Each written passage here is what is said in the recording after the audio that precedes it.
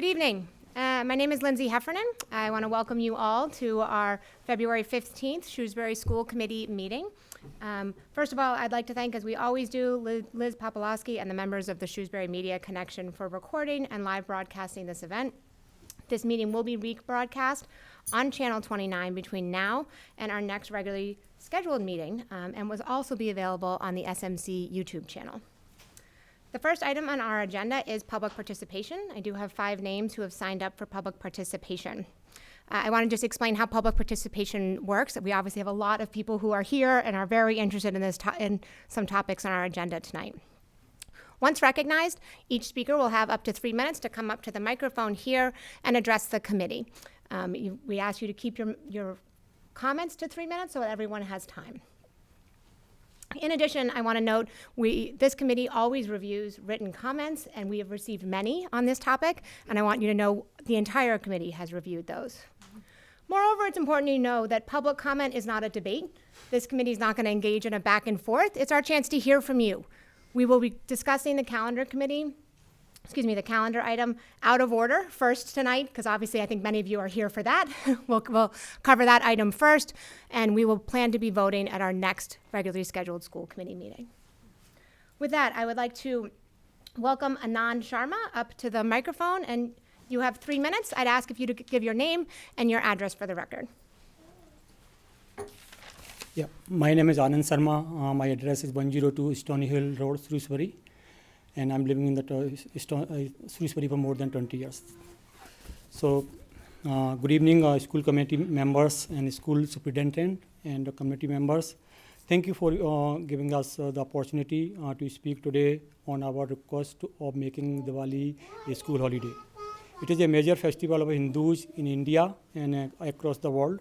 It is celebrated differently in various regions of the country, but giving similar meaning or message, signifying it is a celebrated victory of knowledge over ignorance and goods over bad.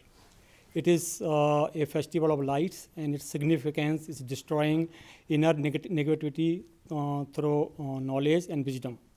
Lighting a lamp symbolizes the destruction of the negativities inside our core, such as anger, greed, and fear. This festival is the annual homecoming and bonding period for many families and communities. We decorate our houses, prepare elaborate meals. We also visit friends and families and exchange sweets. We light candles, diya, all over the house, especially the dark places. Shrewsbury School have 33.6% Asian students.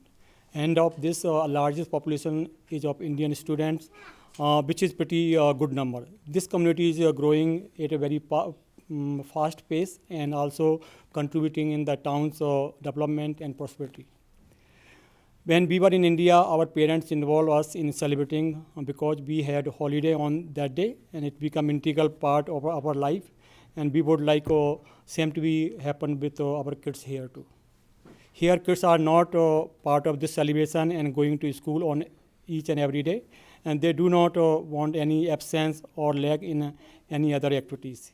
When they come home, we rush them from one thing to other, like taking bath, prayers, eating food, study, and go to the bed. If you have extended family living here, it becomes more difficult too.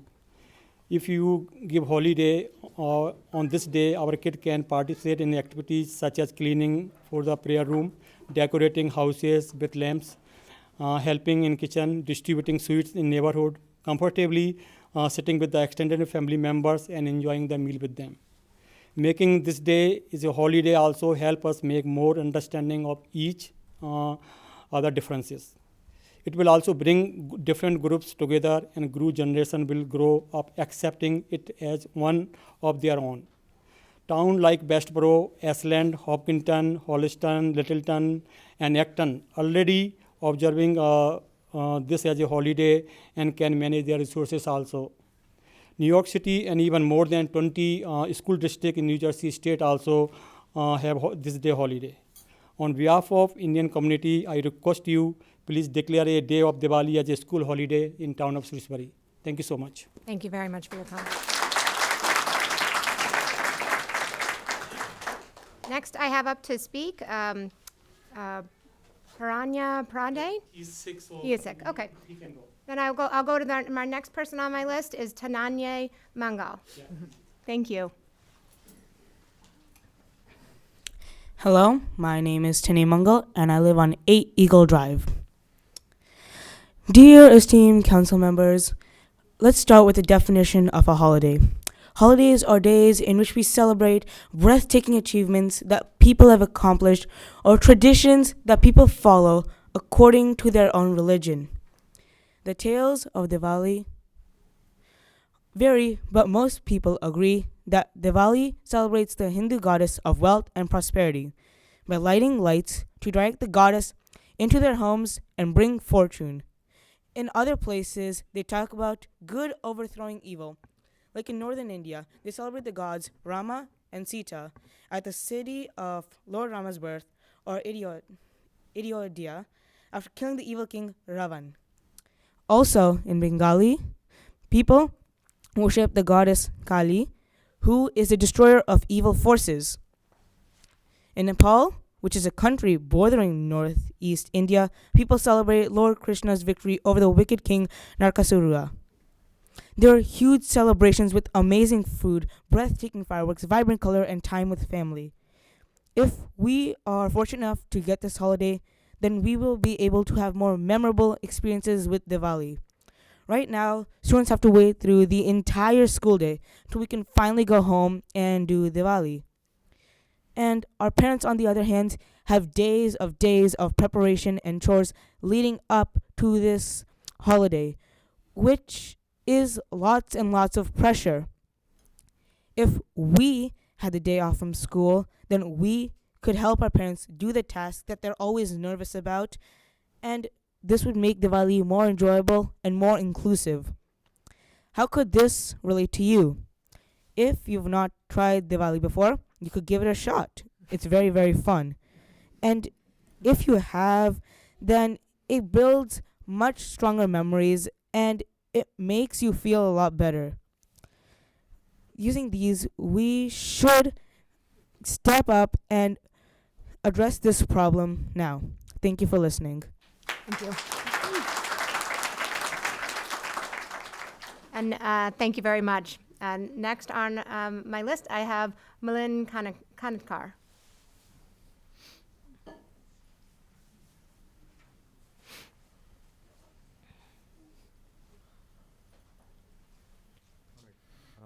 Milind Kanitkar, 9 Whitehall Circle, Precinct 9. Thank you for the opportunity here. I'm going to take a different route. I'm just going to tell a story. Right? And this is a true story of my daughter. So my daughter experienced when she was in a first grade in Floral Street School, right? Great school district. She enjoyed her day on and off schools and still does today as well. But I want to share how certain situations play a role in upbringing of a child and relates to a culture. She used to carry a lunchbox from home. As a parent, the focus at that age is to make sure that they finish their lunch in a timely manner. 6 years old, right? One day, my daughter asks her mom, which is my wife, "Can I have a pasta for tomorrow?" My wife happily says, "Sure," and makes it for the next day. Next day, my daughter asks for ravioli, and luckily we had one from BJ's. So my wife prepares it for her next day. Third day, she asks for noodles. And that's when we look at each other and ask our daughter, "What's going on? We cannot make 2 lunch boxes every day.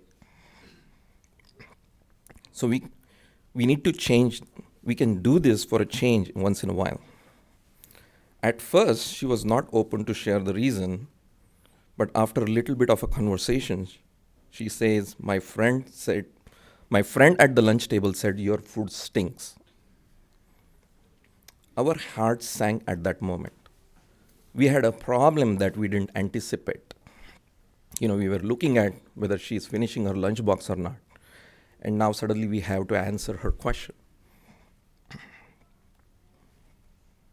She enjoyed eating Indian food at home, but was not ready to take it to school. I asked my daughter, what your friend eats. She said, pasta, noodle, pizza. So we realized what the issue is at the hand, right? I explained it to my daughter that your friend is eating the food that her family for generations have cooked and eaten. She is familiar with that food and built a liking for it. You need to build that liking for your food or your tradition. She is just young as you, so she does not know what our food is. You should be proud of what you have and should not worry about what others think about your food. Your mom is giving the food that we all eat as a family. She got the message, and the next day, she took her roti roll instead of asking for noodles.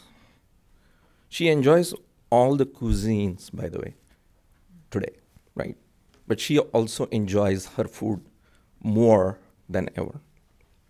Point is, these conversations may not be happening in every household, but they do happen at our dinner table while raising our kids. Just like how everyone anticipates each other's or appreciates each other's company, we should appreciate diverse food habits, what one wears or what one celebrates.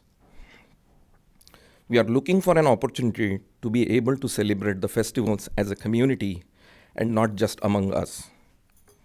We are trying to make this inclusive. This is important for our kids' well-being and mental health. We would want to change question coming from our kids as who celebrates Diwali to how can we celebrate Diwali as a community. Celebrating each other's festival will make our town more vibrant. Hope this committee provides that opportunity to us. Thank you. Thank you.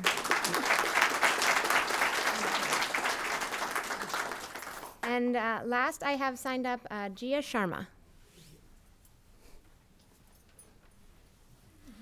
Hello.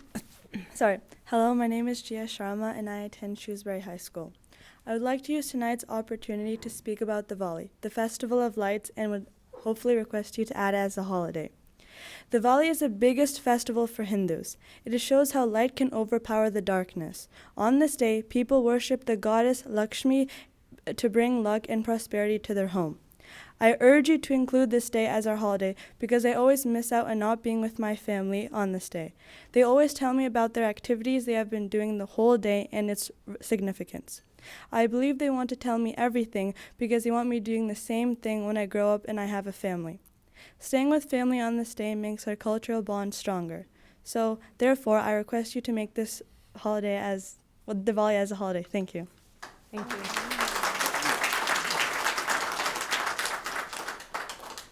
I want to thank you all for being present and for those parents for participating, and I want to especially thank our students for participating this evening. I'm going to move on to our next two quick agenda items before we cover the matter at hand. I have a chairperson or members report. Does anyone have anything they'd like to discuss this evening? Yes, please. I just wanted to thank the staff and administration at Shrewsbury High School for curriculum night for the families of the 8th grade incoming freshmen class of 2027 on Monday night.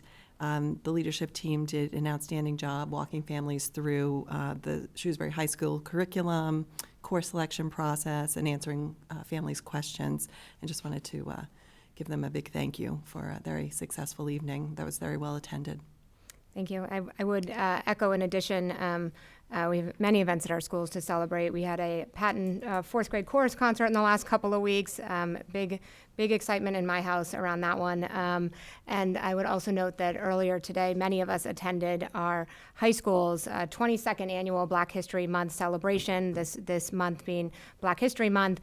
I have to say our students are incredible in what they put on and their performance. I'm sure, Dr. Sawyer, maybe in your remarks as well, but I was blown away. And so I am appreciative of both of the students and of all of the staff who helped to make that happen. Dr. Sawyer, I'll turn it over to Superintendent's report at this point. Thank you very much. Thank you. All right.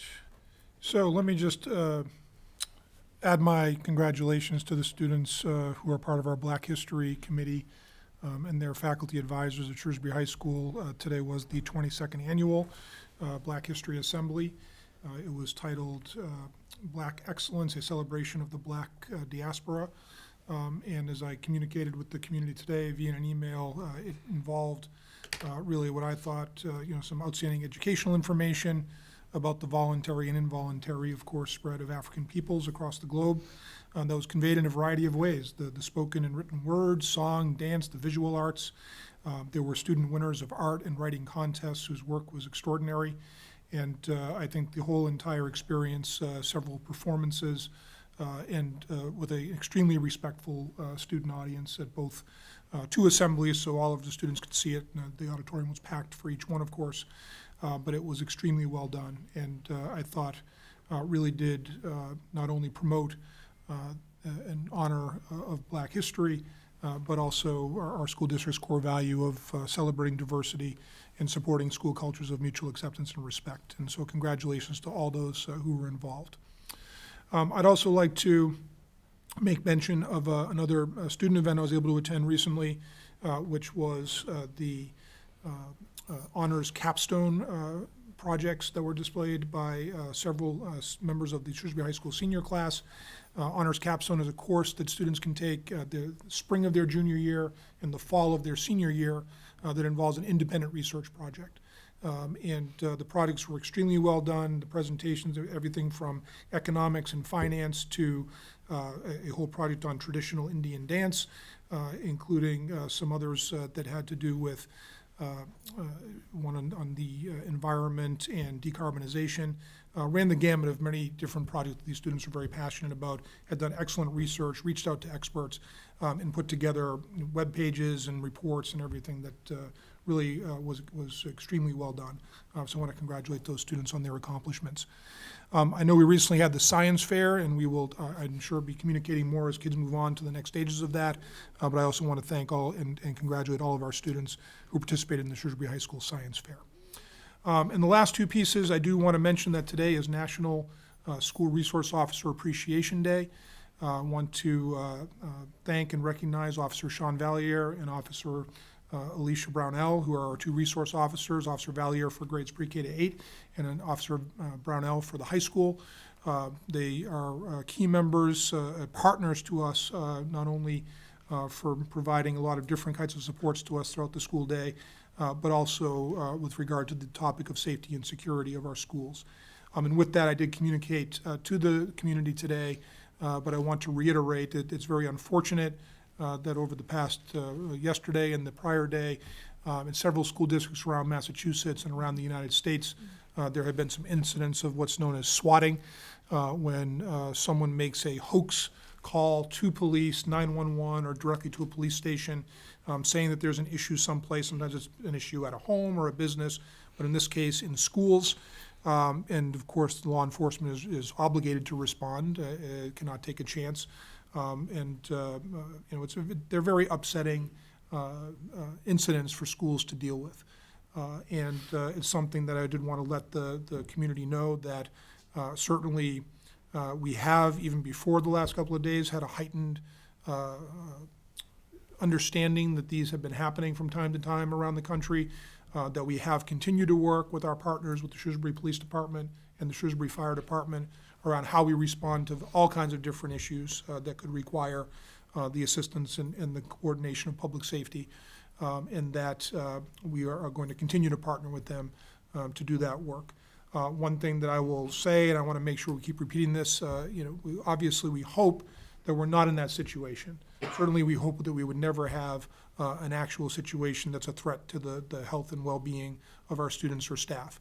But if we were to, or we were to have one that is a hoax that we had to operate until we can determine it's a hoax, as if it's an emergency, I would just ask that families, if they do learn of something, whether that's through their own child texting them or something they see on social media, to please not come to the school campus. I know that schools that are trying to manage these situations have a lot of difficulty, and with public, we want to make sure we're focusing on protecting our students and our staff, and not having resources trying to control traffic, because I think the urge as parents is to want to go and to get your child. It's a totally natural urge and it's understandable.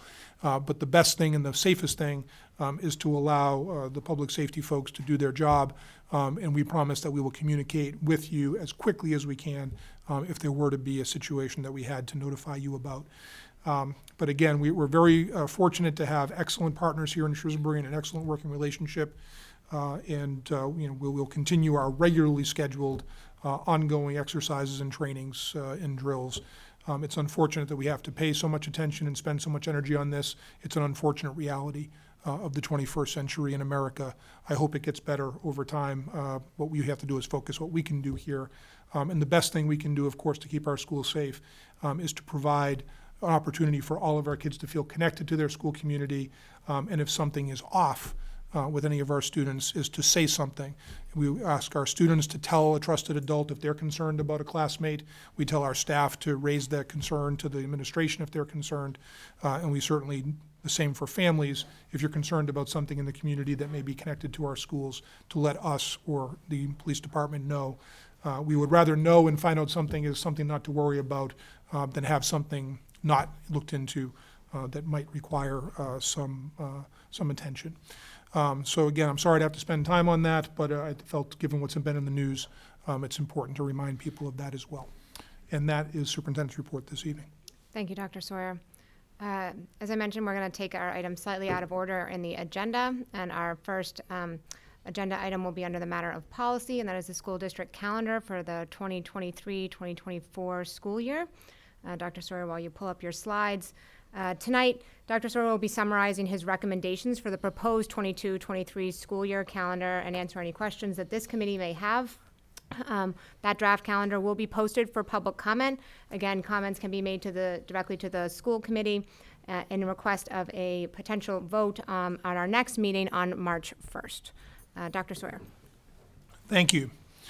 And first, let me start by saying I really appreciate everyone's attendance here this evening. We have a standing room only crowd and a variety of family members and students, and it is very gratifying and encouraging to have this level of interest in anything to do connected with our schools and educating the youth of Shrewsbury. And so I really appreciate that, and that this is how the democratic process works. This is what local government is about. I'm sure the school committee feels the same. I welcome your presence here, and I'm really pleased to see this level of interest and passion. It's also important to note one of the things, just as we discussed earlier about our core value around our Black History Month presentation today, recognizing and celebrating diversity is a core value of our school district. It's something that has been something. I appreciate that, and I hope I have many more applause lines, but let's hold the applause to the end. We don't want this to sound like the State of the Union when everybody's standing up and sitting down. But it is something that is a core value of our district. It's something that I've had the pleasure, since I came to Shrewsbury in 1997 as the original assistant principal for Floral Street School, to see how this community has become more diverse. That is something that has enriched our school district, it's enriched our community, and Shrewsbury is an even more vibrant place today compared to 25 or so years ago when I came here, because we have such a diverse community, and it's something that I value greatly. In terms of the school calendar itself, there are several considerations that I take into account when I recommend a calendar to the school committee. One, of course, is just where various dates fall during the school year, the upcoming, from the late summer through the fall, in this case of 2023, and then January through June of 2024. And that includes where different state holidays happen to fall given a particular year. There is a very specific state legal requirement that we must be in session for 180 days. Those days don't all necessarily have to be full days of school. Some of them can be half or early release days. But there has to be 180 days when students are present and school is in session.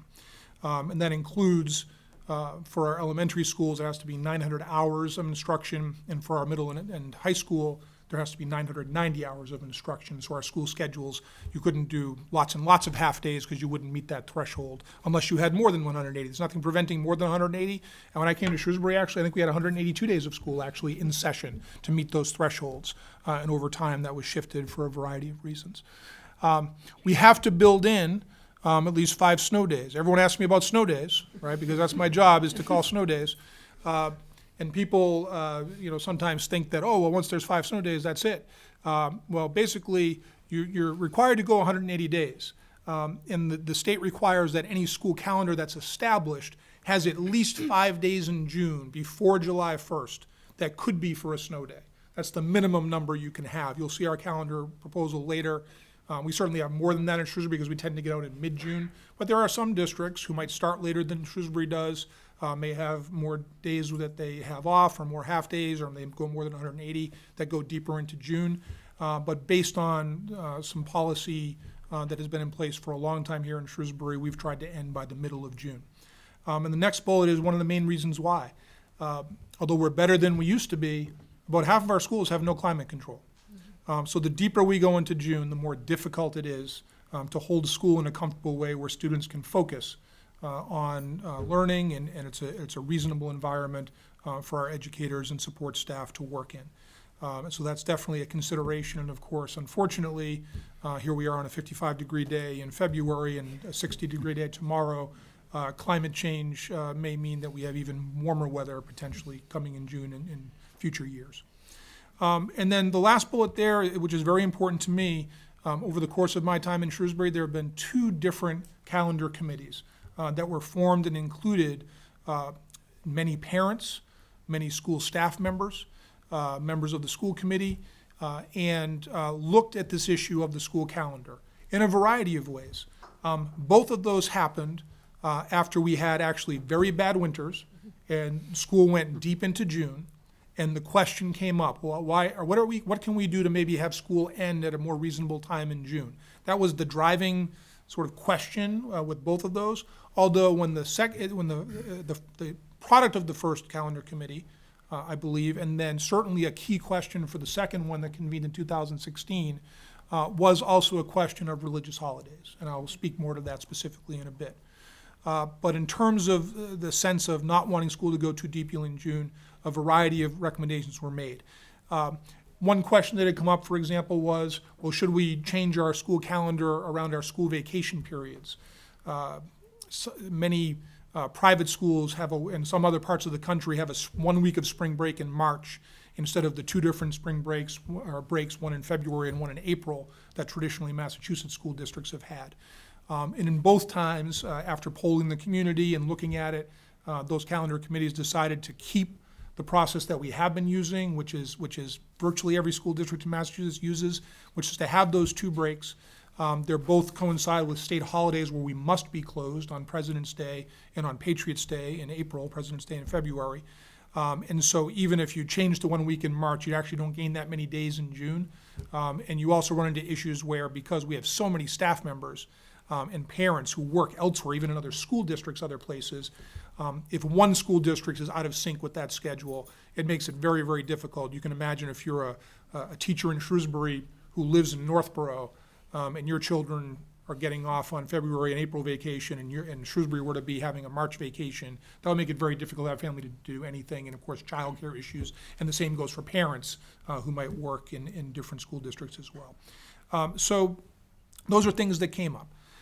One thing that I do want to make sure that there is clarity about is the legal holidays that we have to observe.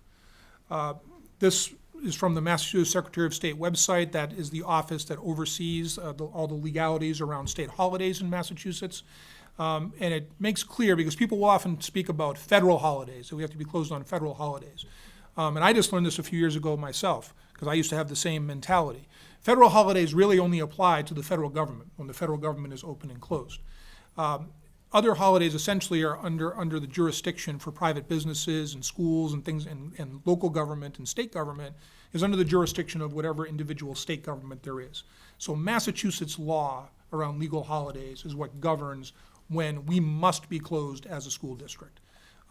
Regardless of what the origin of that holiday might happen to be, whether that's it may be a historical observance, like our newest state holiday of Juneteenth Independence Day, which recognizes the date that slaves and enslaved people in Texas were notified that the Emancipation Proclamation had happened and that they had had their freedom.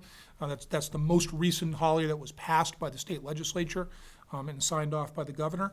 And so that does not have a religious background. Whereas the Christian holiday of Christmas, although that is celebrated certainly religiously, but also has a lot of secular celebrations over the years, the way that it's evolved, obviously did have a religious basis, but that is a state holiday, and no school district would be able to be open on Christmas even if they preferred to be. So we must observe what the state holidays are. This is just a copy and paste right directly from their website. These are the Massachusetts legal holidays that we must observe. New Year's Day, Martin Luther King Day in January. Washington's birthday is still the technical state name for it, is typically known as President's Day now, the third Monday in February. Patriots' Day, the third Monday in April. Memorial Day, Juneteenth Independence Day, of which I just spoke, and then the 4th of July, Independence Day. In the fall, Labor Day, which is the first Monday in September, what the state calls Columbus Day, and I'll speak to that in a moment as well. Veterans Day on November 11th, Thanksgiving Day, which is typically the fourth Thursday in November, and then Christmas Day. These are the legal holidays where our schools must be closed. We have no control over that. That's a state requirement. I will refer to, at this point, Columbus Day, because I want to focus more on the religious holiday piece. There has been an issue, and I know that the school committee received a petition in October. For multiple years in a row now, there's been a petition asking that the school committee not recognize Columbus Day as a legal holiday on their calendar, and instead recognize Indigenous Peoples Day. A couple of years ago, the recommendation was made, and the school committee concurred to leave the legal name of the holiday, Columbus Day, on the calendar, and to also add Indigenous Peoples Day, which has become a more recognized holiday over the course around the nation and here in Massachusetts as well. That continues to be my recommendation for next year's calendar. I understand that there are many people who signed that petition and some who didn't, who are passionate about that issue because they believe that Christopher Columbus should not be honored with a holiday. And that is something, and the school committee, of course, heard from folks last year who felt that it's a recognition of the heritage of Italian-American families who want it to be kept as it is. Because it is the legal name of the holiday, my recommendation is to maintain it listed as it is on the state website here, but also add in Indigenous Peoples Day as well to recognize that that is something that's important to our community and should be. And again, as I discussed last year, my sense is that the most important thing about any of this is that we're teaching our students well accurate history about whether it's the origin of holidays, what they're about, who they're about, how they came to be, at a level that is appropriate for their level of sophistication, whether they're an elementary or a middle or a high school student. Along those same lines, it's important to note that that is the same case when it comes to religion in our public schools. As a public school district, we are not allowed to celebrate any particular religion. That goes straight to the First Amendment of the United States Constitution and certainly in state constitutions and laws as well. We must be neutral where it comes to, we're not allowed to elevate any one religion over another in our practice or have religious observances or celebrations in our public schools. What we can do and should do is teach about religion. We certainly want our students, as part of a good education, students should understand what different world religions are and how they came about, and what different people of different faiths, especially the major faiths that most people in the world practice, what they're about. And again, at different levels of sophistication all throughout our school years, in our curriculum, students do that. And that's important for us to do. What we also can do is celebrate the families who practice those religions, and celebrate the fact that we do have a plurality of religions in our community. That is something that, again, enriches our community, and we want people to feel good and positive about being in our community and having the right, the freedom that we have in the United States, the freedom to celebrate and or practice our faith as we choose, and that cannot be restricted by the government either. And that goes to the heart, again, of what the First Amendment provides for us here in the United States. So with that, let me talk a bit more about religious holidays.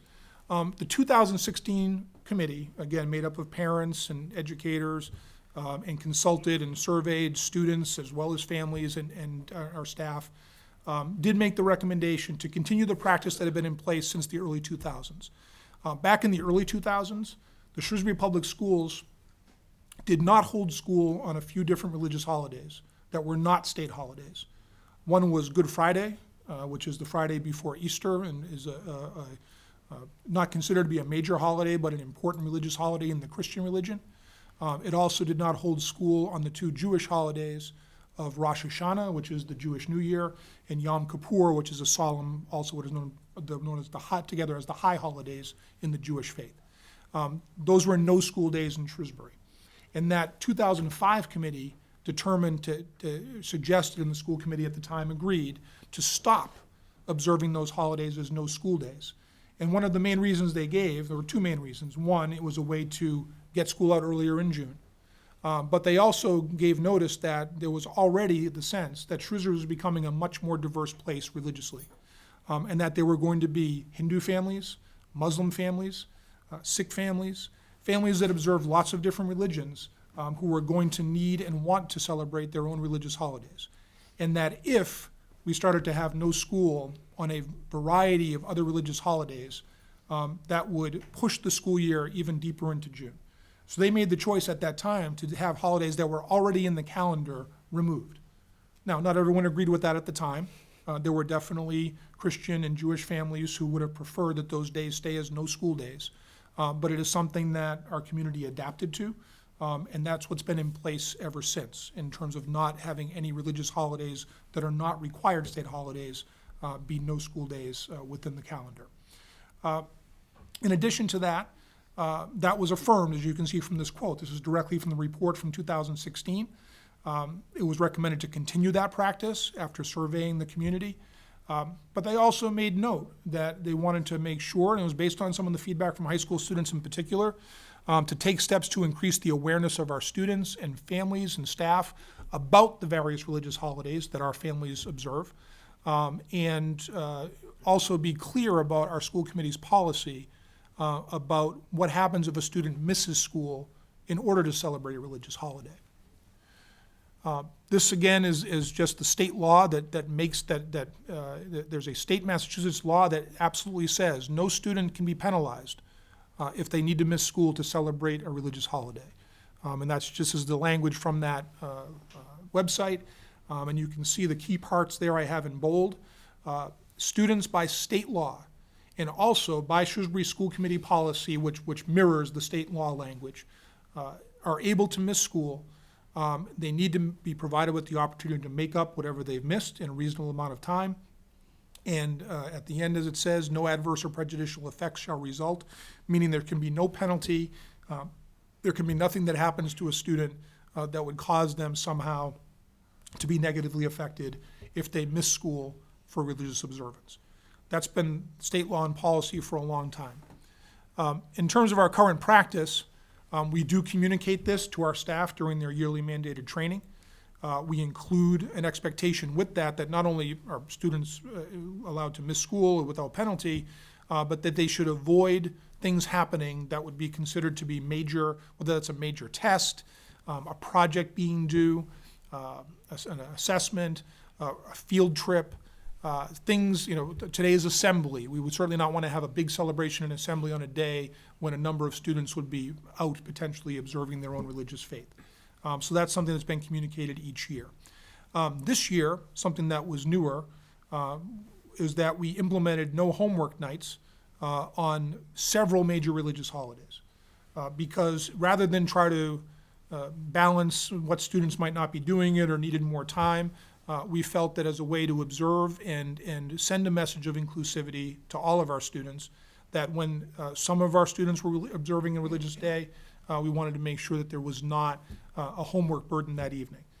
Because of, as one of our students talked about, a variety of holidays, obviously families are busy with different preparations and celebrations, and we wanted to make sure to relieve some of the pressure on that where students might have homework. The bottom of this slide, what can we do better? It is clear to me, and I take responsibility for this as superintendent, that we need to do a better job of communicating directly to families and our students that it is not only permissible, but it is encouraged that our students be with their families to celebrate major religious holidays. That is something that we want to have happen. And it's very important to me, and this is a message that I will be conveying to our school staff, that any messages students get from their teachers, from their school administrators, about needing or wanting to miss school for religious celebration should be met with encouragement and met with flexibility, not with any sort of sense that somehow that's going to be a burden for anyone or somehow that's problematic. I'm sensitive to the story that was told earlier. We want all of our students to feel accepted and celebrated for who they are and what their background is. And I think that no homework evening piece, we're going to be doing some, gathering some feedback about how that's been working. But from my perspective, it's a message that's sent that's important to us. But we can do a better job of making sure people understand that and that they're invited to celebrate and not feel that students are being put in the middle, or that somehow our expectation as a school district is that you come to school if school's in session if you have an important family celebration. That's important to observe. Because I understand with this kind of approach, if it's not handled skillfully, families and kids could feel like they're put in the middle. And that's not what we want to have happen. And I think we can improve. So my recommendation, for the reasons that the calendar committees had come to conclusions over the last 2 times we've done this, is that because we do have so many students of so many different faiths, I am recommending that we continue the practice of not holding school, or of holding school rather, on religious holidays, while encouraging our students to celebrate with their families and ensuring there's no penalties or repercussions for that. I want to stress that from my perspective in making this recommendation, whether or not school is held on one particular day or not, should not be perceived as a value judgment about one particular religion or another. Again, our responsibility is to be neutral around that type of thing.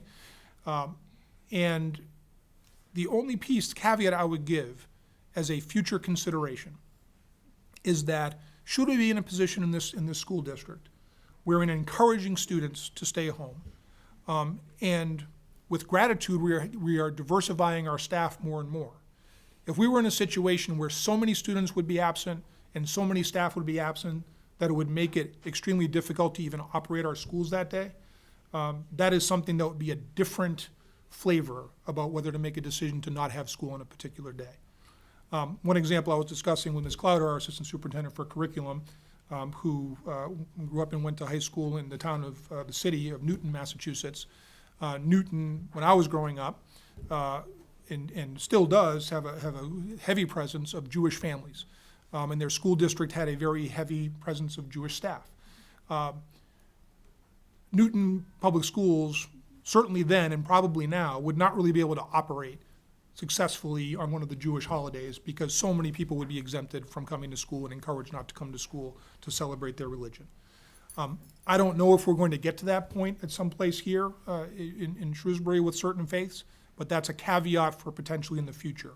Right now, based on the number of absences we've seen, that's not something that I feel is in play, but I just want to make mention of that as a pragmatic consideration potentially for the future. Again, not making a value judgment about the importance of one religion over another, but more of a pragmatic one about operating our schools. So with that, and I'll come to the full calendar in a moment, I do want to make mention that one thing that's different than a typical year for us is that in November, this coming year, there is no election. Typically, we have the parent conference day on election day because both Spring Street School and Coolidge School are voting locations. And the November elections typically are busier, and it just works out better for us to have parent conference day that day. And it's also professional development day for our special subject staff and our high school staff. But this year, since there's no election, and since Veterans Day will be observed on Friday, November 10th, my recommendation is to make the parent conference day on Thursday, November 9th, creating a 4-day weekend. Now, the people in this room, I'm sure you know that the celebration of Diwali this coming year is on Sunday, November 12th. So there's actually some serendipity there in terms of that becoming a 4-day weekend, in terms of that piece, in terms of all the preparation that you're discussing, for sure.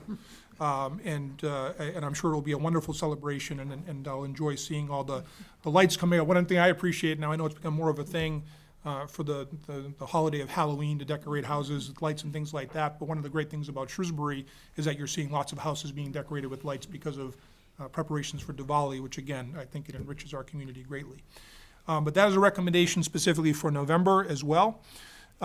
This is, and I know it's hard to see in the audience, this is a screenshot of the draft of the calendar that's been sent to the school committee for their consideration and for a vote 2 weeks from this evening on March 1st. And just to go over some of the particulars, we would keep the tradition of starting the school year with the first day for school staff on the Monday prior to Labor Day. That would be August 28th. The first day for our grades 1 through 12 students on Tuesday, the 29th of August. First day for preschool and kindergarten on the 30th of August.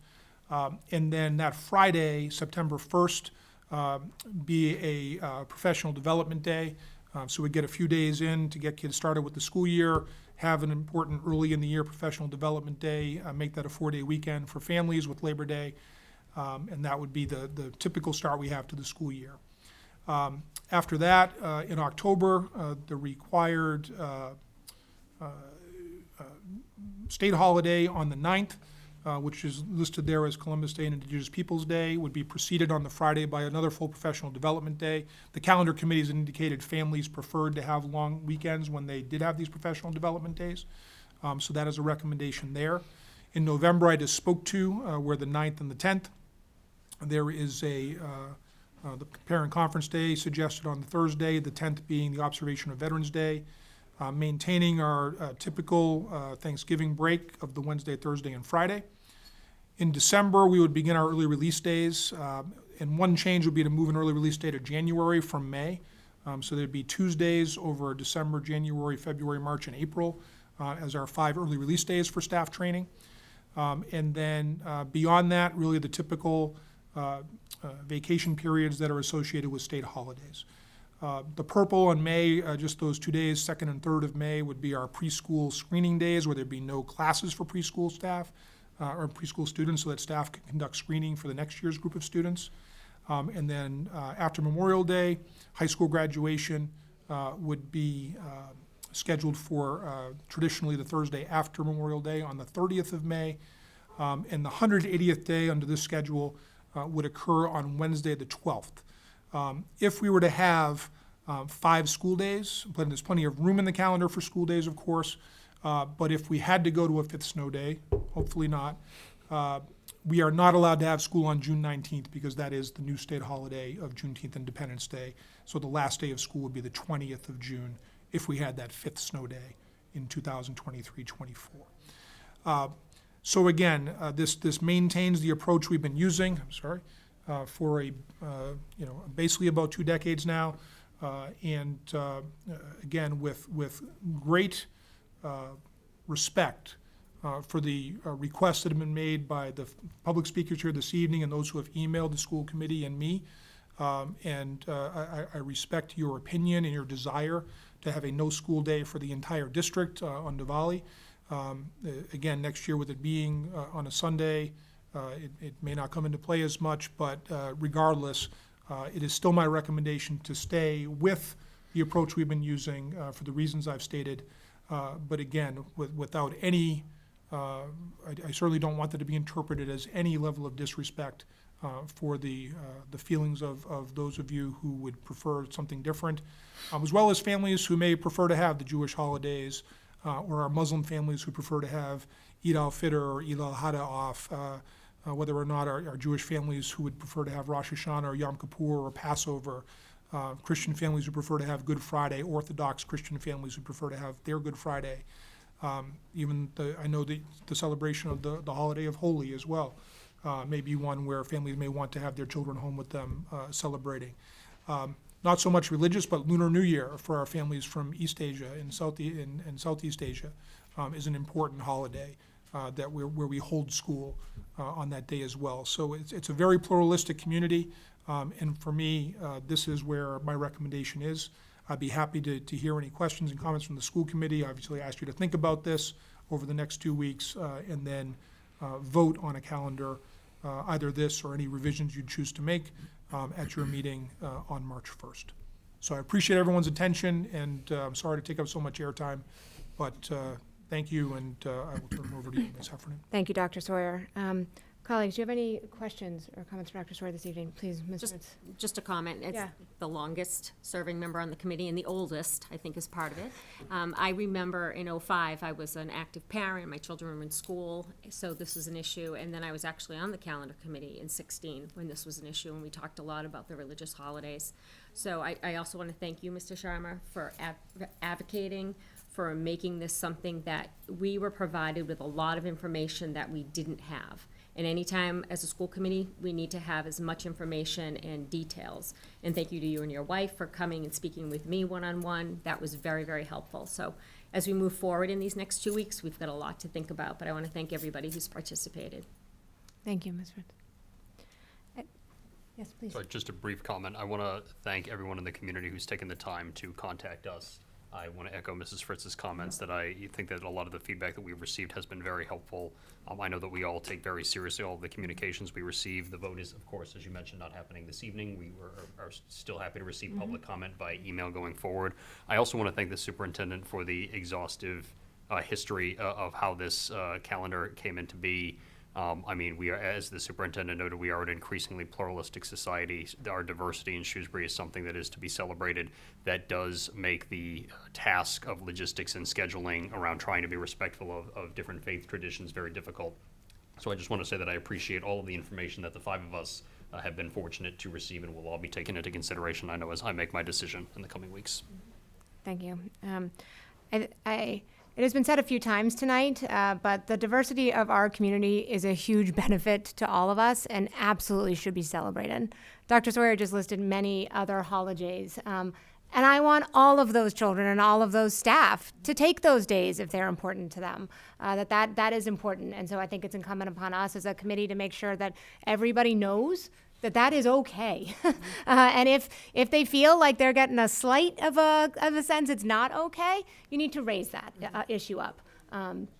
Because I think that's important to our values today going forward, right? And certainly I recognize that, as Dr. Sawyer said, there's ways that we could do better, and I'm hearing that loud and clear and seeing that right now. So I do also hope that everybody appreciates the complexity. I thank you, Dr. Sawyer, for some of this, from where we have air conditioning in our buildings to the number of days to some of the ways our community has changed. And we take our obligation to educate our students very, very seriously.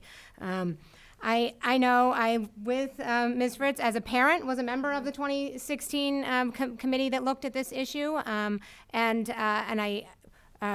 I'm not sure where I stand, and you're all making me think really hard, and so I appreciate that. That doesn't always happen here, and I really do value it. I do think it's important that you know, shortly after I became chair last May, part of our civics program encouraged students to reach out to a member of local government and tell them what they wanted to see changed. And I ended up meeting with Dr. Sawyer over at Oak School with a couple of 8th grade students who wanted to strongly advocate, and did in person, for why we should celebrate Eid al-Fitr, the end of Ramadan, and why we should make that a religious holiday. And we had a really good and engaging conversation, and they also suggested they didn't feel as though it was okay to take the day, and we talked through what we could do about that, what was my obligation, what was Dr. Sawyer's obligation in thinking that through. And I think it's also important that you know, in the last 24 hours or so, we've received some emails of people saying, don't bring any religious holidays. Don't do that, because then we open up a box, right? And that is very hard to get ourselves back into it.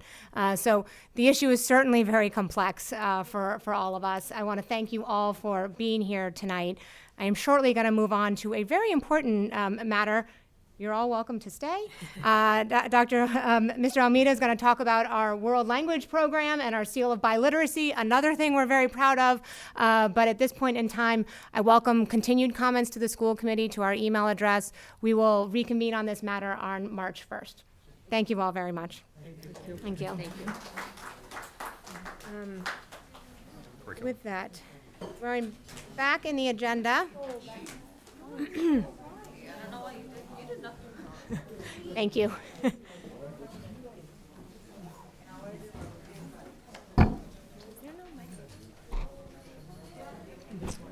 Good question. There might be, Is there a small one there? oh, yeah, Oh, there was one, okay. Okay. I'm gonna take our next agenda item. Sure. Mr. Almeida, is there a microphone on the table there? Little guy? Looks like a Flat. flat. We're just double checking that we have our microphone set up. Okay, thank you. Thank you. We shouldn't ever second guess Shrewsbury Media. Our next agenda item is in a matter of curriculum, and this is on the a report on the class of 2022 seal of biliteracy. And we did receive an extensive packet of information about from you, Mr. Almeida, our Director of World Languages, of the students from the Shrewsbury Public Schools who participated in the Seal of Biliteracy program in the second half of 2021-2022 academic year. We appreciate having you here to present this information, to talk about some of the honors achieved by many of our students in various languages. Thank you so much for having me. We are very happy to have you here. Thank you. I will note, joined by Ms. Clowder, our Assistant Superintendent for Curriculum Instruction and Assessment. If I may, I just want to interject briefly how excited I am to have Ken as a leader of the World Language Department. He is well into his third year with us, but while he's got relatively short experience relative to teaching, he's really managed to move the program forward from changing it from foreign language to world language, which seems like a small shift, but I think a really important one in raising the notion of building culture from a variety of perspectives and encouraging some of those aspirations that are really well captured in our Portrait of the Graduate, but also from focusing instruction on really realizing those shifts. I remember taking, and you're going to guess, but 6 years of French. I can read French really well. But if you put me in France, I would have a harder time holding a conversation. And that's not going to be true of Shrewsbury's graduates, in part because of Ken's advocacy and his real support of teachers as they make the shift to focus on oral proficiency. The other contribution that Ken has made that's really important, and I know this is probably killing him because he's a very humble guy, and it's not about you, but in some ways it is about him, because he championed the Seal of Biliteracy as a way of recognizing some of the strengths that students who wouldn't necessarily consider themselves world language students brought into our schools in our communities. And so the Heritage Portuguese program is something that's also the result of Ken's advocacy and support. And so I want to just begin by acknowledging and then formally introducing Ken as the World Language Director, because I think it's important that the community is aware of those two contributions. Thank you very much. And I also wanted to highlight how our last department meeting in February of 2020, my predecessor, Ms. Sarah Honig, actually talked to us about the Seal of Biliteracy, and under the guidance of Ms. Clowder and her leadership, we were able to bring it to light. So I'm really excited to be here to talk to you about it. So, and I'll begin. So I'm going to tell you a story about why this is important to us, and I think it's always great to start with our North Star. And in this case, it's also a character sketch of our main characters and how they portray our Portrait of a Graduate competencies. And the Seal of Biliteracy really hones in on some of these. And when we talk about the students who earned the Seal of Biliteracy, our main characters in the story, we're really talking about students who have succeeded in global citizenship and engagement. They're ready for that. They're ready, they're resilient, and they're focused. There's a lot of SEL in learning a language, and we try to make sure that our students have the grit to, not now, later, have the grit to really learn the language and critical thinking and content mastery. So this is our North Star, but it's also the character sketch of the main characters who earned the Seal of Biliteracy. So in homage to Mr. Greg Nevada, if he's watching, I call these in an alliterative fashion Nevada numbers, because when he had a slideshow like this, he'd have 3 random numbers. And these are the results of the class of 2022. We had 137 not participants, but tests that were given, because I do want to emphasize that we had students that tested in various languages, due to home languages and also due to world languages. So one student would test in their home, tested in their home language, and also opted to test as part of curriculum, test in the world language. So 137 tests were given, 47 seals were awarded, making for a success rate of 34% for our first year. I did reach out as part of my leadership participation in the DESE World Language Leadership Network. I did reach out to the World Language Liaison and asked for numbers to compare how we did, and those weren't available, so I did my own data analysis and informally solicited data from various districts in my network. And what I found was that, of course, we had districts with really smaller number of participants, so of course that would drive up their rate of success to make it look well. And what I found was that we, comparatively with districts who had the same number of participants, we did, if not as well, we did better in some cases, and we're talking about districts who started their programs 5 years ago. So I think I'm really proud of our students, our staff, and the way the program has started. I am also tracking, we just finished the class of 2023's participation in world language testing, be it home testing or through curriculum. And at this time last year, through the tests that we give through February, we had 33 possible recipients, and we're up to, if my numbers serve me right, 43. So we've had an increase in the possible number of recipients upon graduation. Dr. Sawyer, last meeting, really articulated the scope of the CELA Biliteracy program, and this is just to recall what because like he said, he referred to, this is really measures high levels of linguistic proficiency in English and in a language other than English. So this is the MCAS, the English language criteria for the MCAS. In my last meeting, it was noted that in 2026, those scores for English, for meeting the English criteria are going to raise. So that's something worth noting. In terms of testing in another language besides English, these are the criteria and the scores. At the ACTFL convention in Boston, it was mentioned that Massachusetts really has a high threshold compared to the nation. We recognize students with intermediate high levels to award the seal, whereas nationwide it's really intermediate mid results that get awarded. So we really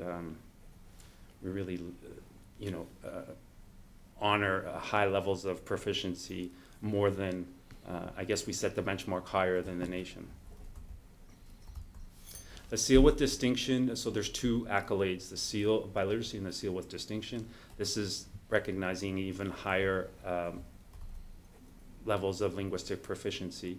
And you can see that what I look for is the ACTFL targeted assessments, which show advanced low as the benchmark to receive the seal of biliteracy, but also AP language tests of 5 qualify for the seal of biliteracy.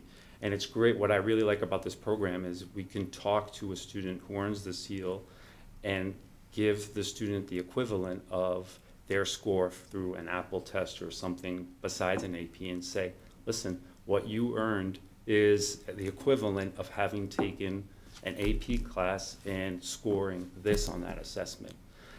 One of the things that I just want to mention, Ms. Clowder talked about, was our heritage programs. I had a heritage Spanish student who did really well this year on the CELA Biliteracy test. She's a junior, and I actually talked to her and said, I think you should take AP Spanish. So if it weren't for those types of programs, she wouldn't be recommended for an AP program, for an AP class. So I think this is a great thing for our district and for our students. So we gave out 47 awards, and like I said, it's to recognize high functional and academic levels of proficiency in English and a foreign language. And what it means is those students that receive those awards can function in authentic real-life situations. So if a graduate were to say, oh, I'm thinking of studying abroad, and if they earn the seal of biliteracy, I can easily tell the graduate, you'll survive. We had 2 testing groups, and the same process repeated this year. Students enrolled in world language classes last year took the seal as part of curriculum in level 5 honors and AP. And then we also had the second cohort of students, which are languages other than English. So this was open to any senior in any language. I had to find the tests for those other languages. Most of our students took the APPLE test, which is the ACTFL assessment towards performance and proficiency in languages. Okay. Yeah. And the Latin exam is the LYRA. And there are some specialized exams that I had to find. For instance, for our Tamil speakers, there's one assessment that is only recognized by the Department of Education. These are our test results for both cohorts. And you'll see that we had 32 participants of languages other than English homes, and with a 50% success rate, which is great. Our world language cohort of students was larger because we offered it to all the world language students, and it had a 29.5% success rate, 31 seals awarded. If you look at the breakdown by language, for world language students matriculated in our program, Spanish language was the largest language for seal recipients, and due in part that it's the largest program of all the world languages. In terms of recipients per language, Spanish was also the highest success, with the highest success rate, a little above 30%.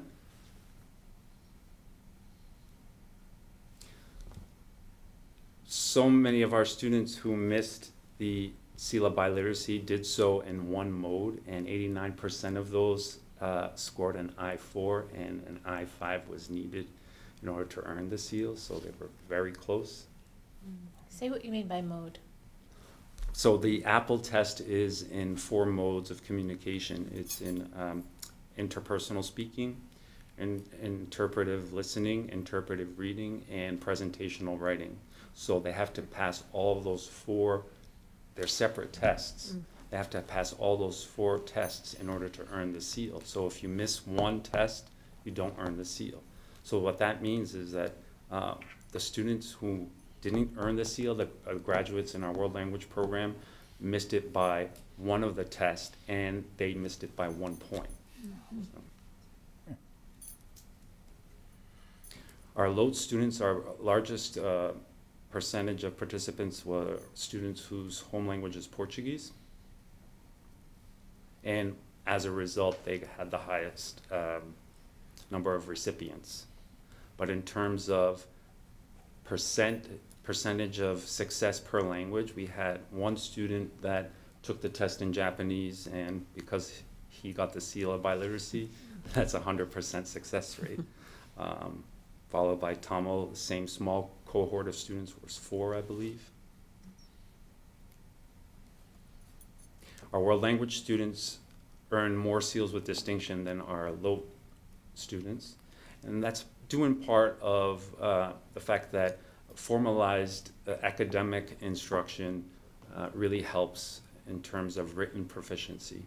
When LOTE students take proficiency-based exams, they usually struggle in the written modality because they don't have any formal, some of them don't have the formal education in the structures of the language and accents and mechanics. But we do have reasons to be proud, and I want to make mention, besides the main characters, other people in the story are definitely our English, ELA, and ELE educators, our world language educators. Teaching a language is very challenging. You have to be a cheerleader, you have to be a coach, You have to be a teacher, you have to wear lots of hats. And so our world language teachers, our English teachers, our ELE teachers work extremely hard, and they're also part of this moment to celebrate. I want to make mention of 3 particular students, and this is the reason why I'm extremely proud that we did this, we participated in this program. I just put their initials, but I'll talk about M, and M graduated last year, didn't take AP French, and earned the seal with distinction. And so a student whose first language is English scored advanced proficiency in a world language, and that speaks volumes of our French program and our world language educators. Student C came to the United States in 2017 and earned the seal of biliteracy with distinction in English. Obviously, she had to have earned it in English to earn it in Spanish, but that speaks volumes of our ELE program, our English program. And student D scored it with distinction in her home language, never receiving formal instruction in Tamil, but because of the home where she comes from, where the parents value that language, she also earned the seal of biliteracy with distinction in that home language. So this is just a snapshot of reasons we have to be proud and to support this program, but it really benefits when we have the World Language Awards night. We had it last year, we will have it again April 13th this year. We're giving the opportunity for students to walk across the stage that probably wouldn't walk across the stage to earn an award. And that for me is, the shining moment. That's what I really like to see. I like to see families celebrating their kids for their accomplishments, be them what they are. And I think when we look at language, we've shifted in looking at language not as, something to be labeled as baggage, but more as an asset. So for our students coming to us from other countries, the focus is, the shift has been now, it's an asset-based approach. You have this, and now let's help you with this other language. And it's the same with world language education as well. So opportunities is increased participation. I would really love to get juniors speakers of home languages other than English to participate, rather than just waiting for senior year to participate. That way they would know what they would need to improve upon until just waiting for senior year. We currently, for our world language students, we started testing junior year, and then for students who stick with our program, they get tested senior year. I would love to have the opportunity to do the same for our LOTE students. Include future testing. We were able to get the grant this year, but include the testing on the budget to sustain the program in the future. I think it's great to finally have data to set teaching targets and to talk to staff and say, listen, you were able to take the student from intermediate low to advanced in 1 year. And I'm finally able to do that because I have this data to look at, and I've already had these great conversations. And I would love to begin testing earlier, and not necessarily the whole Apple test, but one mode. That way we can include students on IEPs who usually stop at level 3, intermediate 3. But if we start testing for the Apple, it can be like the carrot. You earned you qualified for the seal based on this score. Let's keep going, stick with us. So your junior year, you can see how you do.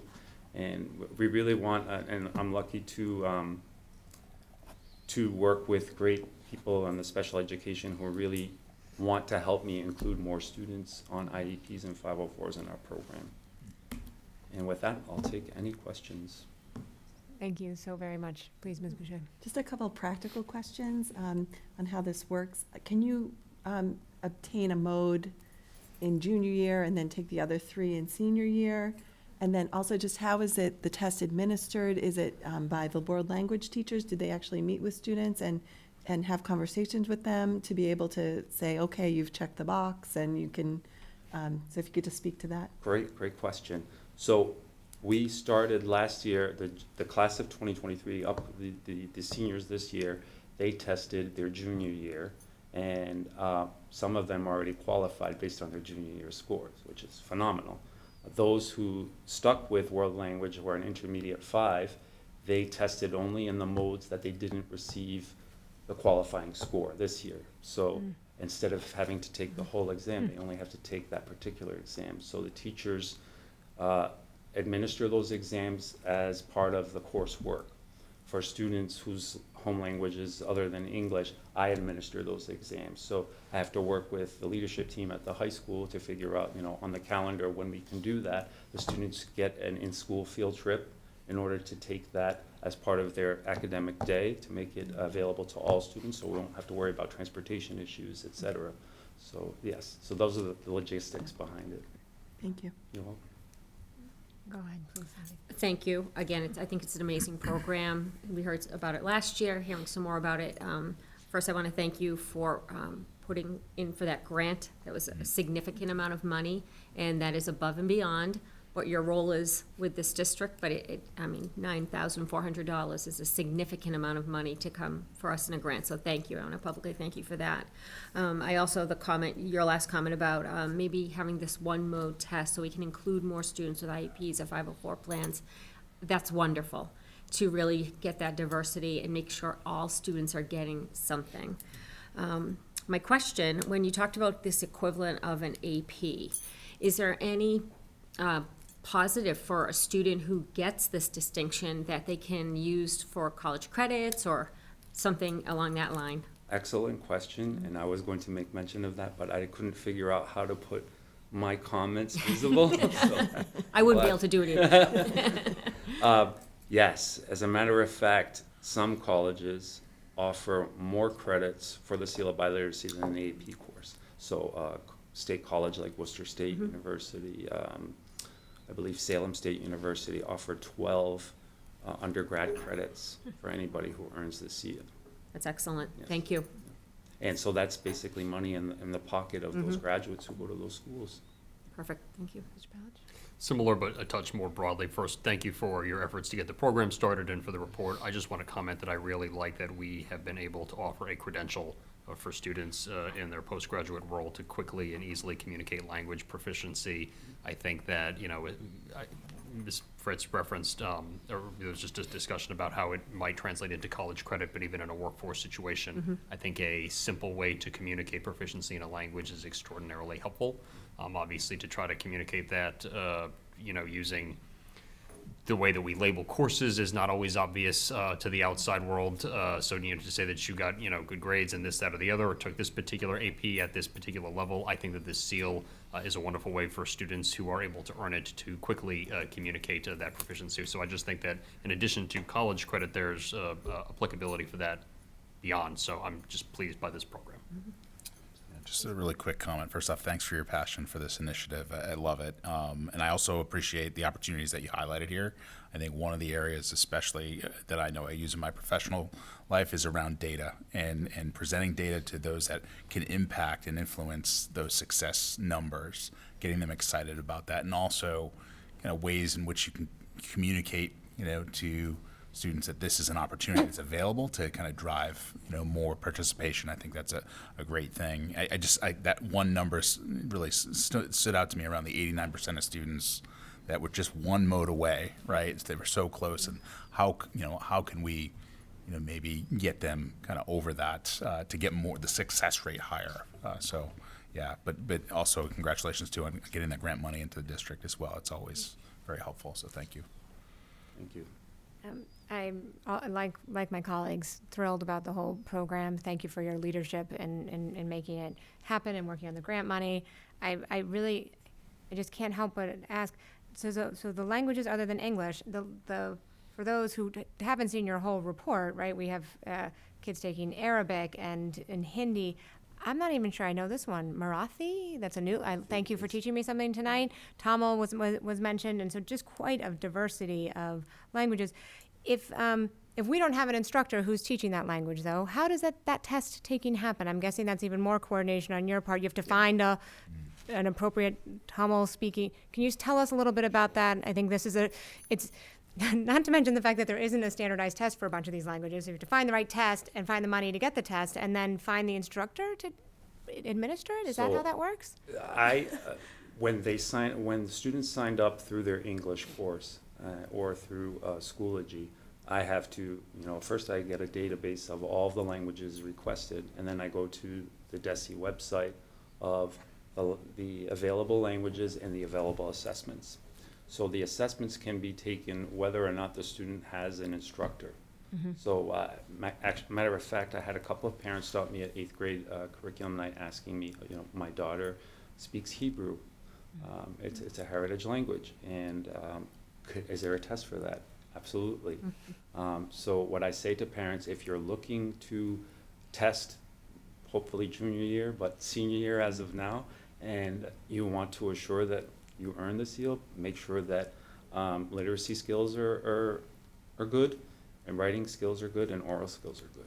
So depending on the test, like for Marathi, the test is only in the oral modality as in the written modality. So only 2 modes are tested in that test. So it really depends on which language it is, because like you said, there's so many.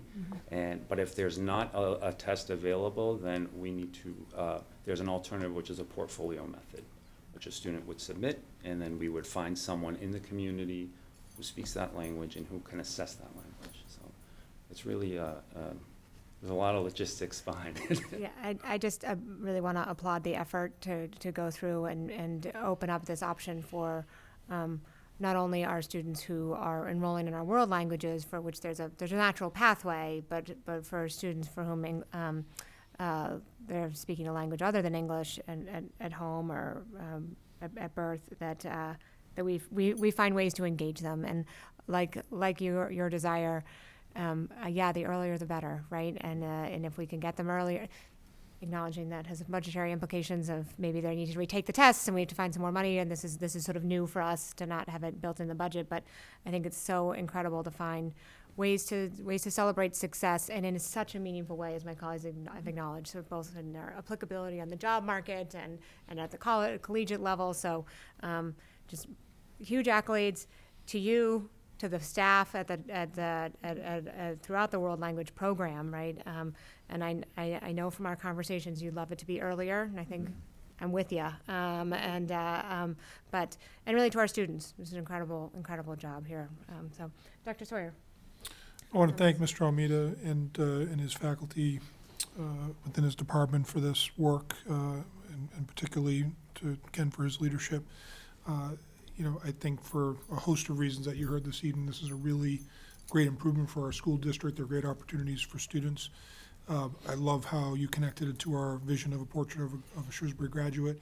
And, this is something that I've seen through a couple of lenses, both from a long-time observer of the program, and I think that Mr. Almeida has infused it with a lot of positive energy, but also finding ways not only simultaneously, because I think this is a really key piece and something that when we there's a lot of ways we've done this well, but I think when we hit the mark, we're doing and not or.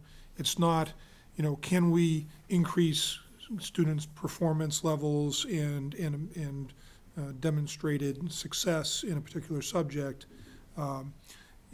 It's not or do we offer it to more kids or a wider range of students. It can be and. This is a great example of and. We're getting kids to, for all the anecdotes you gave, raise their game when it comes to their ability to communicate in 2 languages, and at the same time providing the opportunity to even more kids.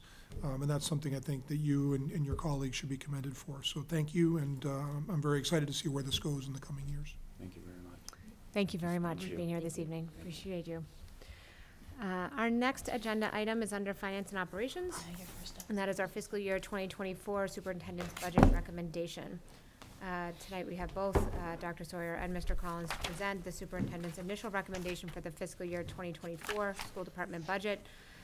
This initial budget recommendation was provided to us, and I would note for those listening, this is the beginning of many meetings in which we'll be discussing the budget, and so while we begin here, there will be more to come over every committee meeting we have for the next couple of months is a component of breaking this budget down. And so we welcome you to join us, Mr. Collins, this evening. Dr. Sawyer. Thank you. Thank you very much. So as Mr. Collins puts that on slideshow mode, as we get going here, I will let you know that we did not call each other up before the school day to say, let's wear our blue shirts and our blue and gold ties. Occasionally that happens. Our wardrobe can overlap a little bit. Not that we have the most exciting wardrobes in the world, of course, so we don't have to worry about Same hairdos. dress code too much. So while that's, we're getting the slide deck ready, I do want to, as I mentioned to the district leadership team this evening as well, or this afternoon rather, not only is this an enormous amount of work on Patrick's part, on his assistant, Kim Fitzpatrick, who supports him in this work. It's in the full document, which will be online tomorrow, is incredibly detailed and contains a wealth of information. And there's a lot of work just behind the scenes that goes on for months really to prepare this, and I deeply appreciate his work. This is also his last budget book that he has produced, given that he'll be retiring at the end of the, I would say, school year, the end of the fiscal year, as Patrick would appreciate. And he'll obviously be greatly missed, and we'll celebrate his contributions appropriately in the springtime.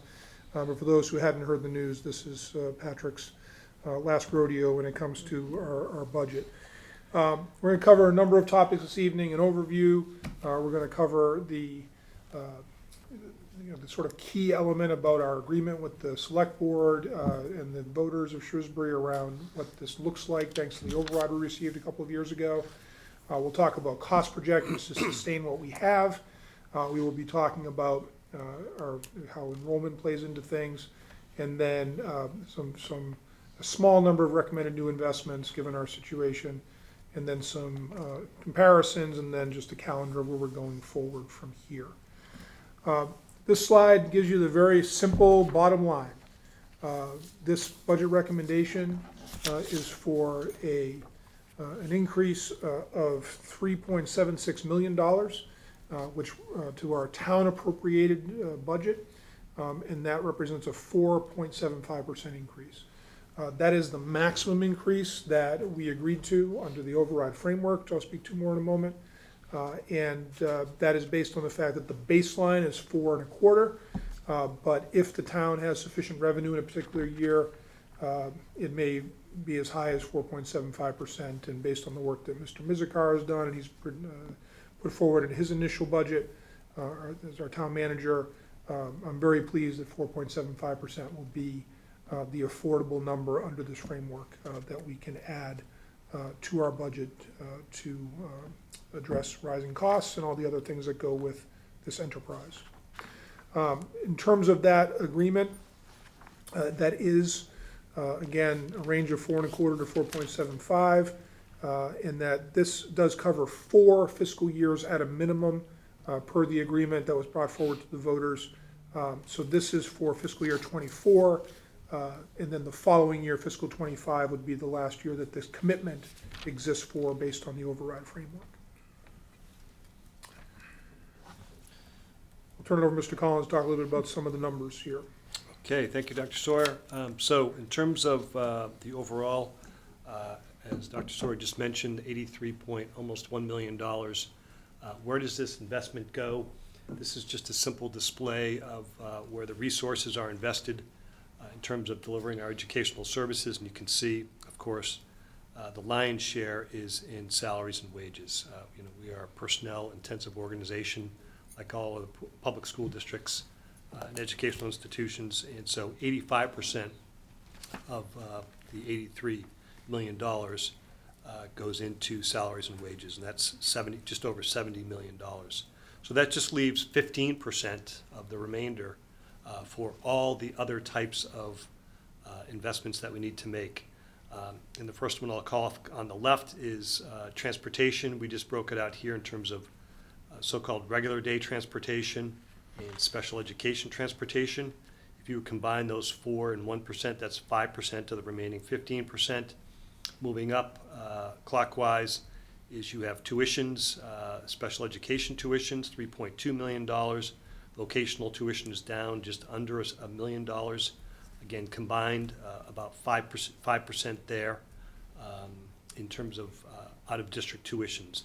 And then the remainder, contractual services, that would be things like advertising or printing or independent contractor for specialized education services for students on IEPs. That's 2%.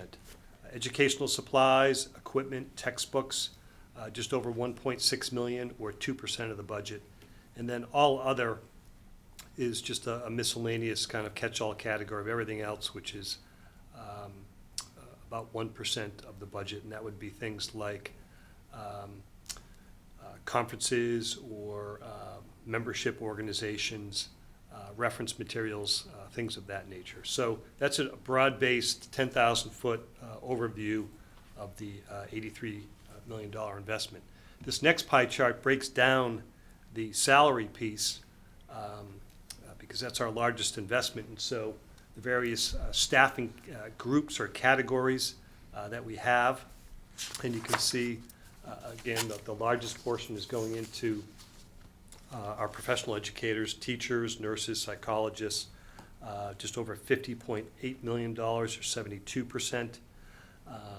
Paraprofessional staffing is now up over 13% or 9.4 million.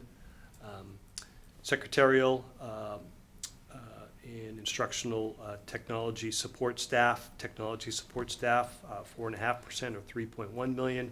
Substitutes and long-term substitutes, about 2%. I'm going to talk more about that. That's an area that's increasing for fiscal '24. Other wages is just, again, kind of a miscellaneous category of summer workers. Tuition reimbursement and other types of reimbursement to our staff as part of collective bargaining agreements, under 1%. And then district administration, which includes the central office, principals, assistant principals, athletic director, just under 6% or $4.1 million. So that's just a further breakout of that largest category, salaries and wages. And so we're going to continue to kind of drill down here a little bit more from the most general to a little bit more specific information as we go along here. So this chart basically just displays a summary in a slightly different fashion, which is all of our salaries, which I just talked about, and then transportation as a group, out-of-district tuitions, and the supplies and materials. And you can see where these increases are, just over $4 million or 6% for salaries and wages. I'm going to show a slide later that talks about the cost of living allowances that are provided for in our labor agreements. They're not 6%. They're in the 2%, 2.5% range, 3%. But this 6% increase accounts for step increases as part of collective bargaining agreements, new staff that we'll talk about, Dr. Sawyer will talk about later, and then also more significant increases in categories like substitutes that we need to right size for fiscal '24. Transportation is up 2.6%. Tuitions are down. We're gonna talk a little bit more details about that. This is the combined out-of-district and vocational combined, down $600,000 or 12%. And then supplies, materials, contract services collectively year over year. This is a comparison year over year from the current year to next year. That category is up just over 5.4%. So all in all, again, the total increase $3.7 million or 4.75%. This next chart here spells out in details. Again, we're on the salaries and wages topic. And our Unit A, so-called Unit A, that's our largest collective bargaining group, about 525 teachers, counselors, nurses, all part of that collective bargaining union. And their cost of living allowance for fiscal '24 is 2.25%. And then, of course, based on how the salary schedule works, a number of those folks will be also eligible for a step increase. Probably in the order of about 40 to 45% of the folks will have a step increase as well. The Unit B consists of only 11 members which includes assistant principals and the athletic director. That labor agreement calls for a 3% increase for fiscal '24. Unit D, the paraprofessionals, media aides, ABA technicians. This group is just over 300 people now, and that collective bargaining agreement has a range of increases for fiscal '24 depending on the job type. And that range of increase is from 2.5% to 2.75%. That agreement also provides a new step for so-called Category C and NC6, which is classroom, special education, paraprofessionals, and ABA technicians.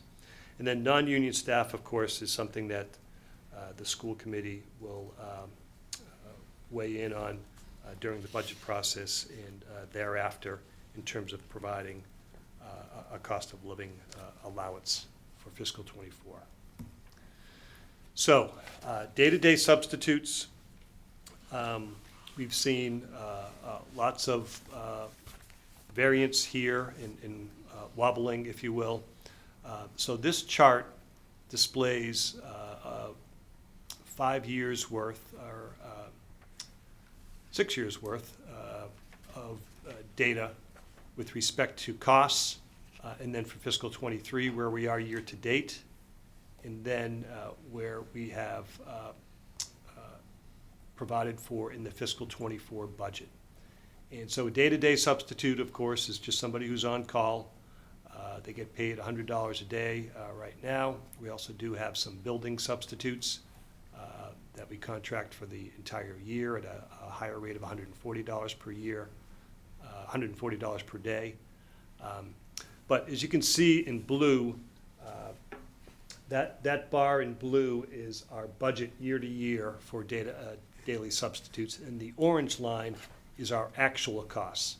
And so for fiscal 17 and 18, we were close, but slightly over budget. Fiscal 19, more significantly over budget. And then when COVID years hit us, we were significantly under budget because we were doing a hybrid model and remote learning, and therefore had much less need. Last fiscal year, we were significantly over budget at $560,000. And right now, year to date, we have expended about 94% of our daily substitute budget. So we've spent about $370,000. The budget's $394,500. We've spent 94%, yet we're only 53% of the way through the school year. So we're going to be, and I've reported to you already at your prior meeting about the forecast, and I think we're going to be about double our budget. Day-to-day substitute costs are also seasonal. They don't occur uniformly across each month, September and October. Our spend is different by month. And typically the second half of the year, we have a greater spend than we do the first half of the year, which would kind of make sense with graduations that occur, other types of life events where staff need to take a personal day to attend those events, and then we need to call in more substitutes. So that's a drill down on that data. And for fiscal '24, we have placed $763,894 into the budget. So it's not quite a double, but close to it. And again, there's a bit of a crystal ball one has to use in terms of trying to see where to best fix that budget. But we think that that's a safe place, a fair place to be for fiscal '24. This next category, long-term substitutes. This is a staff member that would be called in for maybe several weeks or several months to cover a medical leave. Again, the blue bar is the budget data. We typically budget just over $500,000, $525,000, and then we've got all sorts of variation year by year. We've typically been under budget with the exception of fiscal '22, where we were over budget by over $100,000. Right now, we're tracking, we've spent 57% of this year's budget, We're only 53% of the way through the year, but again, this is seasonal in that the second half of the year typically brings us greater costs than the first half. We've set the fiscal '24 budget with a $75,000 increase, just over $600,000. So that's kind of a deeper dive on the substitute costs and budget for fiscal '24. And this is just a year-to-year difference in terms of where we've set those budgets. So for day-to-day substitutes, as I said, it's almost a double. It's a 94% increase. And for long-term substitutes, just over 14%, or $444,000 increase for fiscal '24.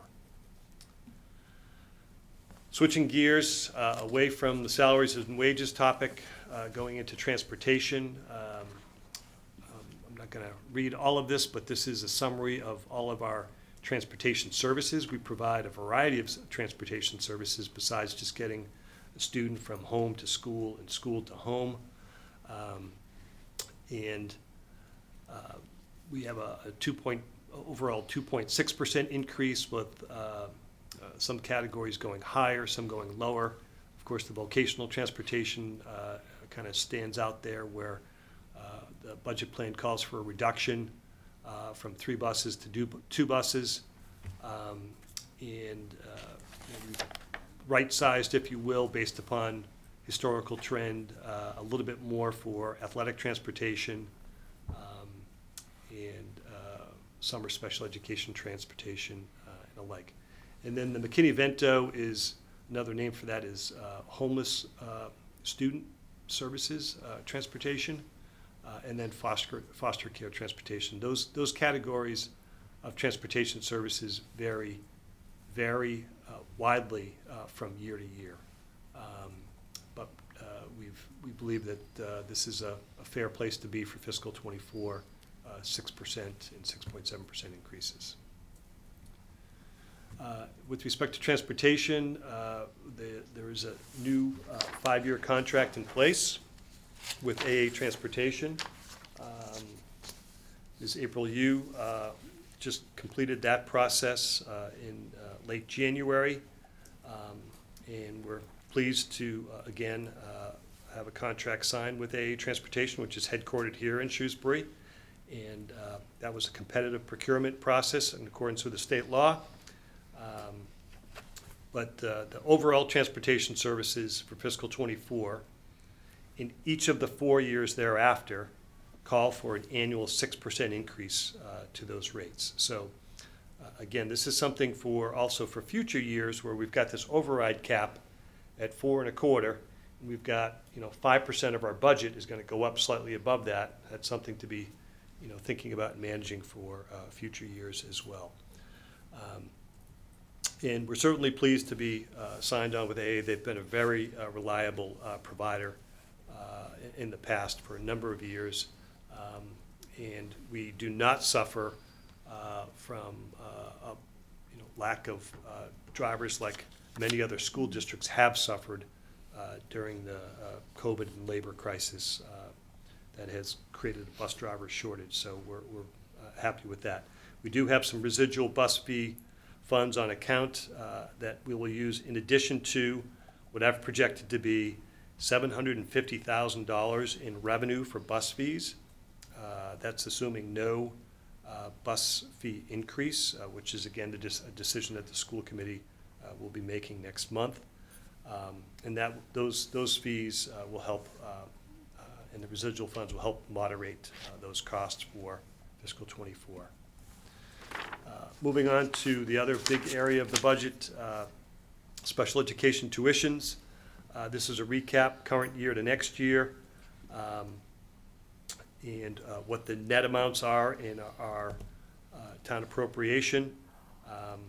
And you can see here there's an actual decrease in the special education tuitions, and that is really a function of using additional circuit breaker funding, which is state reimbursement funds to offset high-cost students. And I'm going to drill down more on that later. but this area is down $268,000 because we're using another source of funds to help buy down, if you will, or offset the costs to the town appropriation. And this is another look at it, basically. As you can see in this chart, the total tuition costs are up in total $722,000 or 11%. So that's the totality of all of our students, of which we've budgeted for 59 of them to be out of district next year. $7.2 million. And then when applying the circuit breaker funding, the reimbursement funds from the state of $3.9 million, that leaves us with a net $3.2 million that gets allocated to the town appropriated budget. So also, I know you might want to make a quick note here of some state action on this. I do, just in terms of the note at the bottom there, that there's an expected state rate increase for approved private special education schools of 14%, which is a very, very large number, which is actually about 5.8 or so percent. That is based on, some typical measures like consumer price index and cost of goods and services, which totally made sense.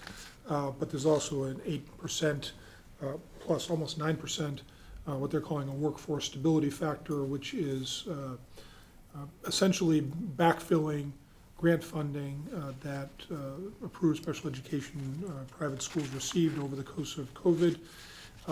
And can certainly understand why that's important to those schools, and we certainly understand the importance of those schools having adequate staffing in order to serve those students' needs. Who are our students that their need for specialized services is such that they need to be educated in these very specialized schools. That said, it's essentially a pass-through of the cost to local communities and local school districts, rather than some other different funding source at the state level. So there's going to be an opportunity cost there that's very significant. So when you look at that increase of 11%, not all of our out-of-district kids are in approved private special education schools, but those that are, it's a 14% increase. So we're talking about hundreds of thousands of dollars that otherwise in a typical year would be used elsewhere. Yesterday I spoke at Worcester County Superintendent's Association's meeting, their legislative luncheon. Representative Kane was there, a representative from Senator Moore's office was there.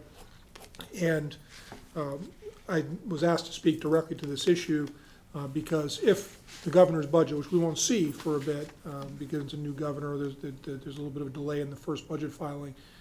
If this is the number that's in the governor's budget based on the Operational Service Division's recommendation, then we are going to be, we are lobbying the legislature that there be some other fix, because the circuit breaker reimbursement would not kick in to the year after next.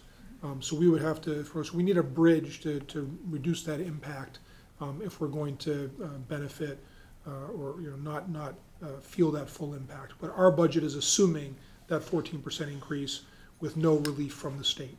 If there is relief, it would free dollars up to do something different with potentially in the final form of the budget. We may not even know that by the time we ask you to vote for a budget. Frankly, I doubt it will all be finalized before Shrewsbury's town meeting. But it could be something that gives us some relief or potentially an even more robust reserve heading into the next fiscal year if the legislature were to take action. Can I use just this moment just on this topic? Sure. Our committee has discussed this 14% increase already. We had already voted to send some letters to some members of our delegation about this particular topic. And just as an update to the community, those letters did go out. We have received some responses all within the last couple of weeks. It's a new administration. There's a lot going on there. I certainly understand that. The governor's budget will be released March 1st. I certainly will be looking carefully. We've also had some opportunities to have conversations with some of our local delegation to understand the complexity of the issue. And this is one of those ones that we're going to have to pay close attention to. It would be great to see something move at the state level, given, as you mentioned, Dr. Sawyer, in many ways, this is sort of a pass-through cost to us that we were not anticipating, and certainly my perception is this is pretty unfair on our local districts to bear this cost, but we are doing all that we can, I believe, at this moment to try to raise that issue up to members at the state level. So I want to thank all my colleagues for their support of getting those letters out. And while we're seeing some responses, the proof, I suppose, will be in the pudding if there's any support for us financially. Sorry for the interruption, Dr. Sawyer. I didn't want to have to hop back to that. Please continue. Okay, I just want to call out here this, the circuit breaker funding for fiscal '24 of $3.938 million, because it's going to be a number that you're going to see in the next slide as well. And for folks that are watching that may not know, the circuit breaker funding program started almost 20 years ago to help districts with so-called high-cost special needs students to bear some of those costs on a reimbursement basis. Basically, what happens is school districts who have these so-called high-cost students make a claim at the end of the fiscal year about all of those costs, and then the state will reimburse a portion of those costs in the following fiscal year. So you can see for fiscal '24, we plan to use $3.9 million, or almost $1 million more in circuit breaker funding than the current year. And so that's what's also kind of driving down the cost, if you will, that we then need to ask the local town meeting for to pay for the totality of that $7.2 million bill for all those students. On the next slide, and I know this is bordering on tedious here, but I think it's important because it's kind of a key lever, if you will. And it speaks to just the general notion that there's multiple funds that are fueling our school department operations. In your budget book, you're going to see a very detailed listing of all the state and federal grants that we get. I just talked about bus fees, and then we use this term town appropriated budget. That's the $83 million that we're going to ask town meeting to appropriate and be the primary budget dollars that fuel our district next year. But the circuit breaker funding is a fund that is co-used to pay for these costs.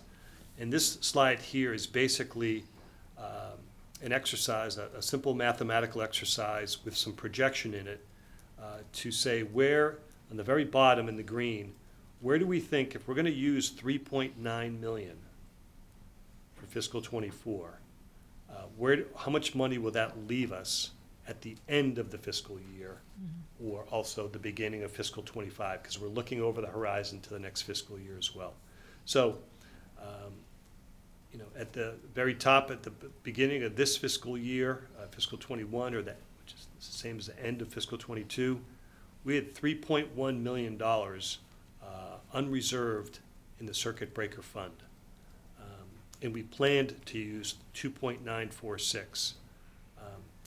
And this year, we're getting reimbursed by the state $3.4 million more dollars.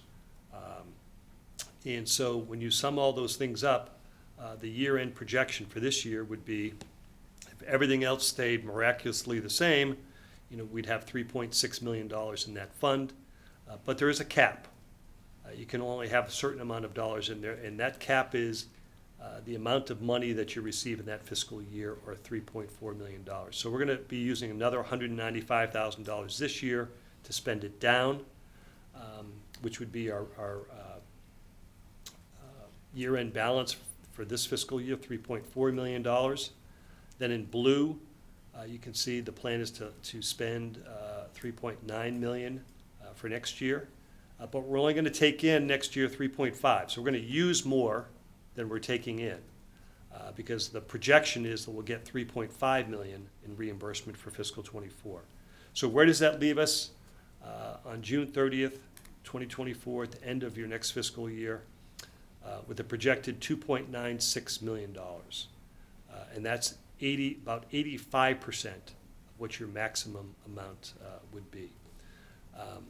And so this next slide is a display of, well, how good is that, or how safe is that, if you will? And so we kind of use this simple green, yellow, red visual to display multiple years out. And for fiscal '24, you know, if the estimate is 2.9 million, then you know, that would put us at the 85% mark.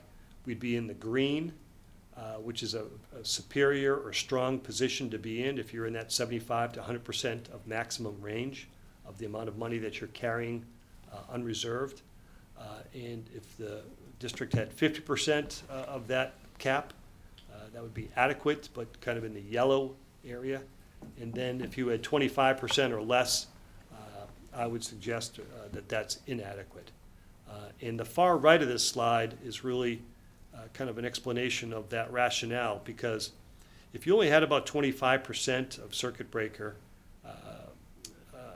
unreserved, that would be about 1% of your operating budget. It does not leave a lot of room for unanticipated expenses. And so what are some of those unanticipated expenses or events that could occur? They occur every day in this district, in all other school districts. And so a major one would be, and this has happened this fiscal year, is a student with significant special needs moves into Shrewsbury after the budget is set. And that student needs to be placed in an out-of-district placement at a cost of $150,000 or $175,000. Some of our residential, most costly placements next year are budgeted at $375,000 per student per year. We don't have a lot of those, but that's the type of thing that can happen. So, you know, it's certainly recommended that you carry a balance to cushion yourself against those type of events, which will occur. So green is good, yellow is caution, red is bad. And this plan, again, by using 3.9 million and estimating we're going to get 3.5, even with all those things occurring, we'd still be in the green, or at 85% of maximum. So it's a reassurance, if you will, that it's a sound plan, but it is spending down from where we began. It would be a little bit less than where we began this fiscal year, but still in a very solid, strong position. So that's a lot of information with respect to special education and circuit breaker. Probably a lot more than people at home want to hear about, but I think it's important to bring it to the forefront. This next topic is with respect to another category of out-of-district tuitions, which is vocational. And for next fiscal year, we are budgeting $500,000 less, or 34% less, based upon the students that we have at Assabet right now, advancing to their next grade, and then also a small number of students entering as ninth graders. Tuition Recovery High School, for Recovery High School, that's, we occasionally get a student who will unfortunately admit themselves to our alcohol, drug recovery program. There's several in the state, and there's one in Worcester. Those are tuition-based programs. We have budget for one student to do that next year. But overall, you can see about a 34% decrease in this particular category of out-of-district tuitions. Did you want to make some remark there, or save that for later? I think just to, you know, in terms of there'll be an investment, I'll be talking about a little bit later to talk about ways to shift some of those funding based on that situation. This is where we stand with respect to applications to date. We have, in terms of 8th graders who are making applications to vocational schools for their high school education. We have 14 students right now who have applied to Assabet. One student applied to multiple vocational schools, including Assabet, and one applied to Norfolk Agricultural School, which is in Walpole. And the fiscal '24 budget that you have in front of you makes a projection, or assumes that 4 students would be accepted for grade 9 at Assabet. And again, we think that that is a bit optimistic. Going to the next major category of investment I talked about earlier is materials, equipment, contract services, kind of everything else. Most of the line items were increased by 4.25%, just to try to manage some of the price inflation for cost of goods. We look at trends for all accounts and adjust them accordingly, so some line items will go down. There are a couple of categories that I would note that we tweaked above the 4.25%, in particular for art supplies and family consumer sciences, to buy food for the foods program.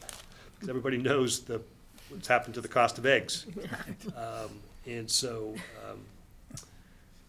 that program, we budgeted the 4.25% plus an additional $3,000 for them. So they can continue on with the curriculum that they have planned. Turn it back to Dr. Sawyer for enrollment. Thank you. So obviously, the number of kids we're servicing is a big factor in any school district's budget. You can see from the last two bars there, from blue to red, that the projection next year is pretty flat in terms of the overall number of students that we'll be educating in Shrewsbury. It's down from a peak back in 2019 of about 6,200 and plus students. We'll be at about the 5,900 level again. There's been some reduction in some of the younger grades going forward, but the fact that it's stable and we have a stable budget, it's not creating a lot of pressure on us in terms of needing more sections of classes or things of that nature. You can see from the next slide, in terms of vocational and technical students we just mentioned, that number is still coming down because of the change in enrollment policies at the state and the ASABET level. So that's something that is trending downward. In terms of special education out of district students, that's expected to stay pretty flat, just a reduction of 1. It's a different cohort of students every year. Some students age out, some students might return to the district, some students may go out for the first time. But in terms of, based on our projections at this time, we're projecting similar amount of students to go out. Excuse me. This is a really great news story in terms of what the combination, excuse me, of both the operational override and the opening of the new Beal School. All the numbers you see in green are where we are projected to be below the school committee guidelines for class sizes at the grades kindergarten through grade 4 level next year. And that's in the majority of our grade levels across our school district. I think that's particularly important given the continued impact of the pandemic on our students, especially those students who missed a good portion of some critical years when they were in early childhood and the early elementary grades. So I'm very pleased that this is something we'll be able to sustain for another year. There are, however, a few places where, I'll refer to this a little bit later as well, but where we'll be reducing the number of sections. There's going to be one fewer section at Floral Street, one fewer section at Patton, and one fewer section at Spring Street overall than the current year. There'll be an additional section at Beal compared to what we already have. It's actually 2 more compared to the budget because we did add a kindergarten section last summer after the budget had closed, just based on some additional enrollment over what we projected. So there's a net change of 1 position, and I'll refer to that later as well. But overall, we also have 2 retirements, so there's no need for any staff reductions or anything of that nature. A lot of stability. There'll have to be some moving and shifting, like every year when we may have different sections at different grade levels, occasionally different numbers at different schools. And we'll work that out using all of our protocols and the contractual language and the collective bargaining agreement in terms of any movement that happens. But overall, a very stable situation with excellent class sizes at the elementary level. At middle school level, the projections are really solid in that at both grades at middle school, at Sherwood Middle School, we're within the class size guideline of 22 to 24 that were projected. Also in grade 8, grade 7 were projected to be over by 1 at an average of 25, both as sort of a space consideration, but also just pragmatically being won over, and with cohorts coming up behind that are within class size guidelines, it wouldn't make sense to hire, you know, a team of 4 teachers for 1 year and then contract back the following year. And so as much as we'd like that number to be 1 or 2 kids lower at least, that's something that next year, compared to the 26s and 27s, 28s and 29s we were experiencing pre-override, still much more desirable situation. At the high school, you know, we don't have this kind of projection because of the different classes. There's hundreds of different permutations. That said, the significant majority of sections this past year were within the 18 to 20 student school committee guideline. There's some that are artificially lower because that's on purpose because of student need, some that are a bit higher based on course demand where we feel it's reasonable to do that. But overall, again, a much better class size and student caseload for teachers than pre-override that we'll be able to sustain next year as well. In terms of paraprofessional staff, this is a place that's putting a lot of pressure on the budget. You can see that we're actually up 25 positions, and those are positions that we've had to add on during this school year that we are budgeting to continue into next year. Significant number are students who we already had with us, 6 of them, who because of their evolving needs required that level of support of having a paraprofessional supporting their learning. And then a net balance of 18 with ins and outs, 18 more positions of kids who moved to the district. And there's more than that, but some kids moved out as well who had support, but a net increase of 18. And that's both kids emerging from early intervention referrals for our preschool level, as well as students throughout all of our grade levels who happen to move to Shrewsbury and require that level of support. That's a legal obligation for us to provide that. It's not really a choice. Thankfully, we've been able to manage that in the course of this year's budget, but we need to build it in for next year as well. The other line is about some tutoring positions that will increase using some Title I and ESSER III funding. We talked about our ESSER III funding a couple meetings ago, and you know, that's a small amount of it, but about 25 more positions. So that does put significant numbers. When we looked at that percentage of personnel going up, again, it's not only because of compensation changes, but when we're adding personnel, obviously it's going to move our personnel numbers higher. So we have a small number of additional professional level positions we added this year as well because of need, a half-time position at Coolidge in order to fulfill some IEP needs that were mandated, 4/10 of a world language teacher to make scheduling work with our Heritage Portuguese class. Another thing that Mr. Almeida has brought to us, which has been an outstanding addition to our program. 1 English language education teacher to serve those students who don't yet speak English, and we're obligated to provide services to help them learn English as rapidly as possible under state regulations. And we needed to hire 1 for Spring Street School this year.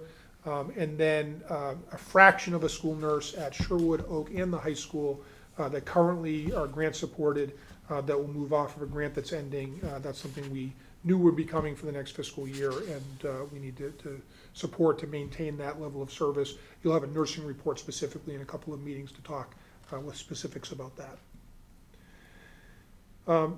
In terms of the only sort of adds, in terms of sort of strategically that I'm recommending in this budget, they're pretty minimal, but a couple of important areas. The first is to add 1 high school science and engineering teacher at the high school. That will enable us to offer more Project Lead the Way courses. We've been a Project Lead the Way high school for a number of years, pretty much about the last 15 years or so. We partner with WPI as our sponsor for that. It's a national program with hands-on engineering and biotechnology courses.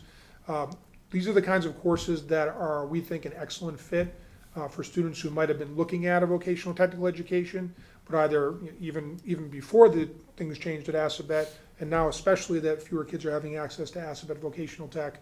How can we provide some more hands-on kinds of learning opportunities for them? So we felt that shifting some of those funds that otherwise would have been going in a typical year as tuition dollars to Assabet to fund this teaching position, we think makes sense. I'm also recommending a reading specialist at Sherwood Middle School. That's going to provide some additional support for student literacy in grades 5 and 6. This is a need that's being identified generally with work that Ms. Clowder and her team is doing. It's also, again, related to the fact that kids too many more kids are not meeting reading benchmarks based on the fact that we're just trailing behind a bit because of the pandemic. But even despite that, we think that we had a reading person at Sherwood a number of years ago. We think it's time to reinstate more support at that 5th and 6th grade level. And then there's a -1, as I mentioned before, net change in elementary with a couple of positions more at Beal and 3 fewer at one each at Floral, Patton, and Spring Street. There'll also be some positions that are entirely grant funded, will not hit the bottom line of the appropriated budget. Our RISE program, which is our special education program for 18 to 22-year-olds, it's going to be located at the town center in the former Rite Aid drugstore building. That'll be, as we add a lot more students to that program next year, we'll be adding a couple of teachers, a position with some speech and OT and counseling. Those will be fractions of positions that will service that program as well. A retail store manager, because that's part of that whole program, and then 8 sort of job coach paraprofessional positions to support those students with their needs. We're very excited about that program. These are dollars that will be going to out-of-district placements anyways. And again, as we presented before, that RISE program, we believe, based on all of our projections, will actually save us money, especially in the longer run, compared to sending those students to out-of-district programs, and really benefit the community in our town center as well. And just a couple of things to wrap up here. As people know, we're engaged in a new strategic plan to take us through the next 5 years. We're working with Focus Schools, our consultant. They actually had their last family focus group this evening at Shrewsbury High School. We're hoping to have this, or expecting to have this plan done and voted by the end of April 2023. Unfortunately, just given the rising costs and some of the pressures that I've described, there's not resources in this budget to say let's add some things. At the same time, because we have a very healthy reserve, because we have the stability of the override agreement, I'm confident that the existing resources we have will be able to move forward on a lot of strategic initiatives and hopefully maintain that stability over the coming years to be able to look at anything we might want to do to either shift resources or invest in strategic priorities for the school district. That said, we were able to add some requests that our district leadership team made. This is really just to get a sense. I'm not going to go over these numbers. We asked our district leaders, from our department directors to our principals, what is it that you think we would like to invest in? There's a lot of excellent suggestions for things that we could do additionally. We don't have the resources to do all those things, particularly around staffing. But if you look at the next slide, what we do have, we think, between using some grant funds, using a little bit of a Shrewsbury High gift account, where things come in, like, if people who have their Target credit card connected to donating, Amazon Smile, all those kinds of things, money comes in over time. And then shifting some costs that otherwise would be in the appropriated budget, we can allocate to some of the things described there that were requested in terms of some additional materials or digital resources, some summer curriculum development, and particularly some literacy resources for our K-6 program as well. So as Mr. Collins mentioned, we're going to talk about some tuition and fees going forward. You want to talk a little bit about the timing for that, Mr. Collins, and then Sure. we'll wrap up. Yep, so we've got 2 dates upcoming, March 1st and March 15th. And we'll bring information as we've done in the past with respect to comparisons from other communities. Right now, the preschool tuition, the busing, and the athletic fees, all of those I've assumed in terms of preparing the budget information that those fees are level, the fee amounts are level funded. So if the school committee decides to change that, then that would impact our operating budget, either positively or negatively, if you will. But in a different manner, the extended school care program and music lessons program, those are completely independent, self-funded programs. So, we will be bringing a recommendation to increase both of those fees to keep up with those costs. But again, that would not impact the overall operating budget because those are completely independent, whereas the fees that I talked about earlier are co-funded. Those fees that parents pay for busing athletics do not cover the entire cost. They only cover a portion. So we'll have more information forthcoming on that. And just in terms of kind of closing up some of the data pieces, We've shown a lot of data in the past with respect to, we're talking about $83 million. It's a lot of money. And so, a frequently asked question that we get is, not only where is this money going, which we've just tried to lay out for folks, is how does that spending compare with other communities? So here's a longitudinal look at our per pupil expenditure. Shrewsbury's in red. The state average is in blue. And for fiscal '21, that's the most recent data that's available. Shrewsbury was at $15,200 per student, while the state was just over $19,000, or 20% more per student. And when you drill down and do a couple other comparison groups, this one looks at is a group of communities that the website ClearGov uses. This is communities with similar socioeconomics to Shrewsbury. So North Attleboro, Franklin, Chelmsford, Natick, Belmont, Arlington, and you can see we're second to last there, if you will, at 15,200. So that's based upon socioeconomics, similar communities. This one is from using a group of communities from the Massachusetts Department of Education, the so-called DART communities, or District Analysis and Review Tool. Basically, this is a collection of communities with similar student demographics, size of district, grade configuration, and student demographic makeup. And we are at the bottom of this list in terms of that grouping that was put together by the Department of Ed. I'll turn it back to Dr. Sawyer. So to summarize, because our costs overall exceed that 4 3/4 maximum, we'll use a portion of those reserves through circuit breaker to remain at that budget cap and meet our promise. And again, with the different sources of funding, we're able to do that. Otherwise, we would have to either reduce something or not make certain investments, the very modest investments we're projecting that we would like to see.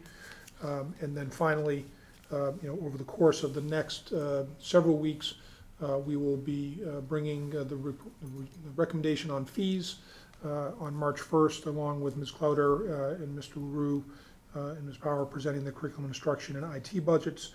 There'll be a special education budget presentation in March 15th. Talk more about the RISE program. We'll ask you to vote on fees then. There's a Saturday meeting with the Finance Committee on March 25th. On the 29th, we will report out on the investments that were made this year, the new investments in clinical and mental health resources. There'll also be a school nursing report. That will be the date of our public hearing on the budget. And then we're asking you to hold April 5th in case we need a budget workshop. And then my final recommendation to you, and we'll ask you to vote a recommendation to town meeting on April 12th, and town meeting will be occurring on May 15th.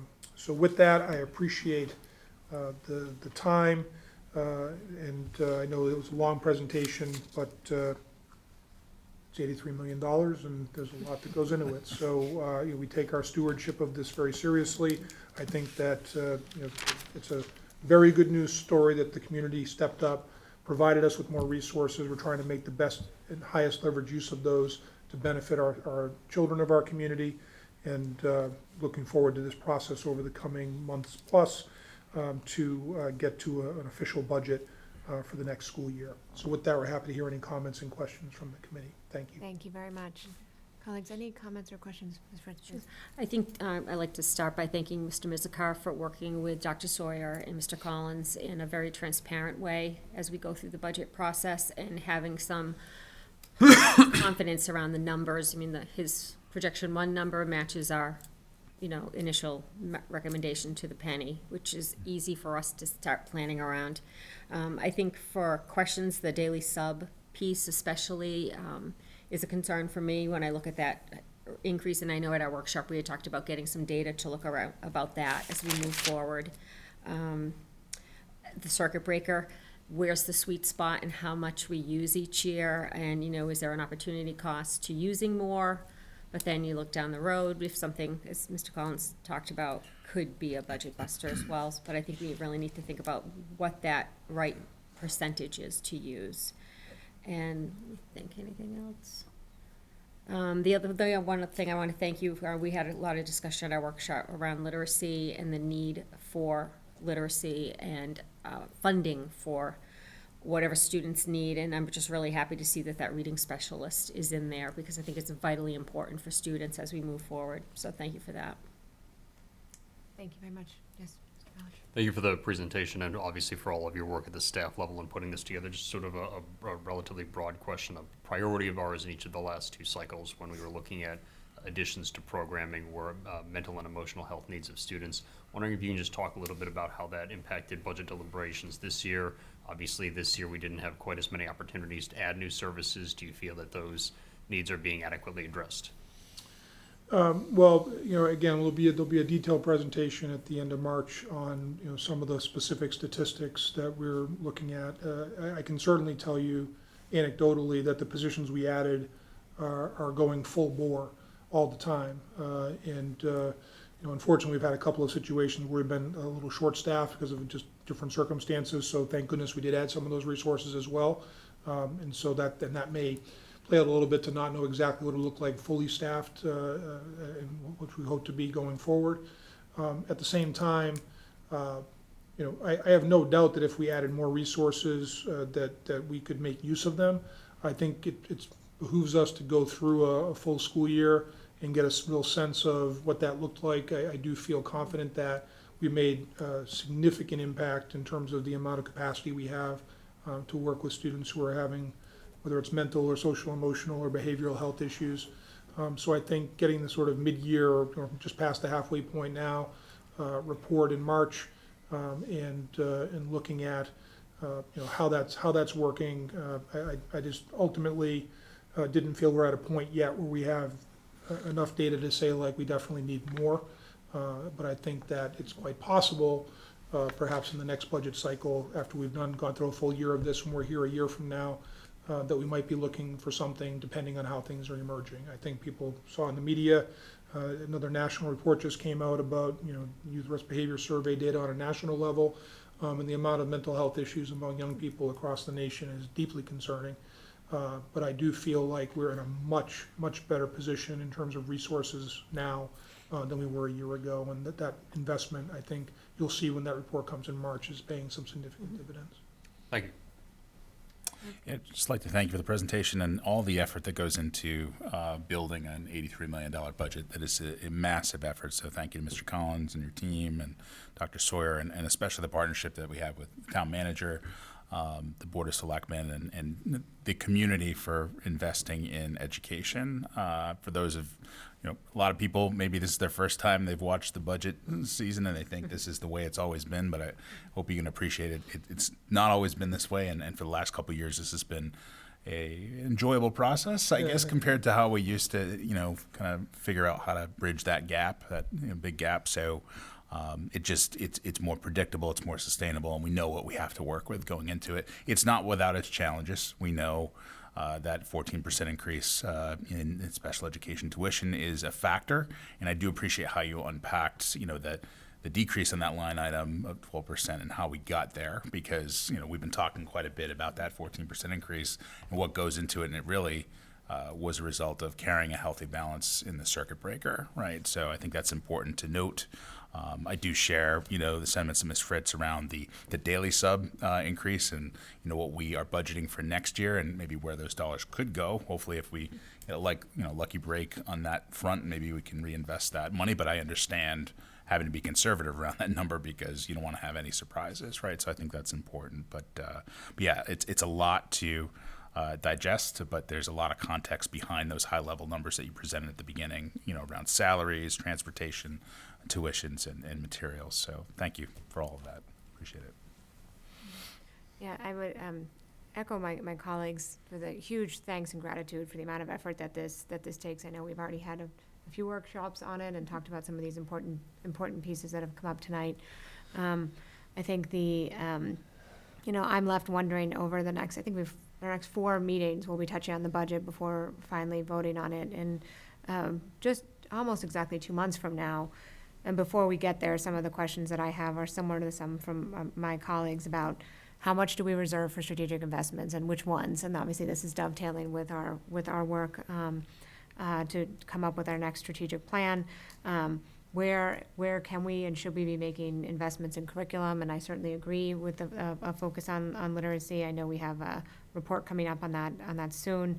The volatility is the hard part of this. It's and certainly while we expect it in the special ed area, and I appreciate the need to add more paraprofessional supports, I share my colleagues' hesitation around the substitute costs. When I look at that line, it's like it's an up and down and up and down, and so it's like, where's next year going to be, and what makes sense for us to do. And I am also trying to figure out, as we were a community that probably underfunded our circuit breaker for many years pre-override. Now that we're in a different perspective, what's the right balance going forward? And everybody wants a healthy piggy bank, but everybody also wants us to do a lot of other things too. And that's a tricky balance. So I certainly appreciate all of the effort. I do just want to end the note making sure that we restate that March 29th is our public hearing after multiple other reports on this, where we look forward to hearing from the public on a big $83 million budget, but much appreciation to both of you for the incredible efforts to get us to this point tonight. All right. Thank you. Thank you. Colleagues, bear with me one second, I lost my screen. Okay, I think our next agenda item is just an approval of minutes. Our minutes from school committee meeting on January 25th, 2023 were provided. Were there any comments or corrections? Those can then be marked as accepted as submitted. We do need to go into an executive session this evening. I would request a motion that we adjourn to executive session for the purposes of addressing Mass General Law 30A, 21A7, to comply with or act on the authority of any general law or special education or federal grant in aid and requirement known as Purpose 7 for the purposes of reviewing, approving, and releasing executive session minutes. Also for the purpose of reviewing and acting on any student residency issues. For the purpose of addressing Mass General Law 30A 21A3, known as Purpose 3, to discuss strategy with respect to collective bargaining or litigation if an open meeting may have a detrimental effect on bargaining of litigation position of the public body, and the chair so declares, as relates to Shrewsbury Educational Associations Unit A and B, Shrewsbury Paraprofessional Association, and or the Cafeteria Workers Association. And finally, for the purposes of addressing Mass General Law 30A 21A2, to conduct strategy sessions in preparation for negotiations with non-union personnel, known as Purpose 2, again, where deliberation in open meeting may have a detrimental effect on the bargaining position of a public body, and to return to open session only for the purpose of adjourning for this evening. May I have a motion? So moved. Second? Thank you. A roll call vote is required. Ms. Fritz? Aye. Mr. Wensky? Aye. Mr. Palich? Aye. Ms. Boucher? Aye. And myself, aye. Thank you very much and good night.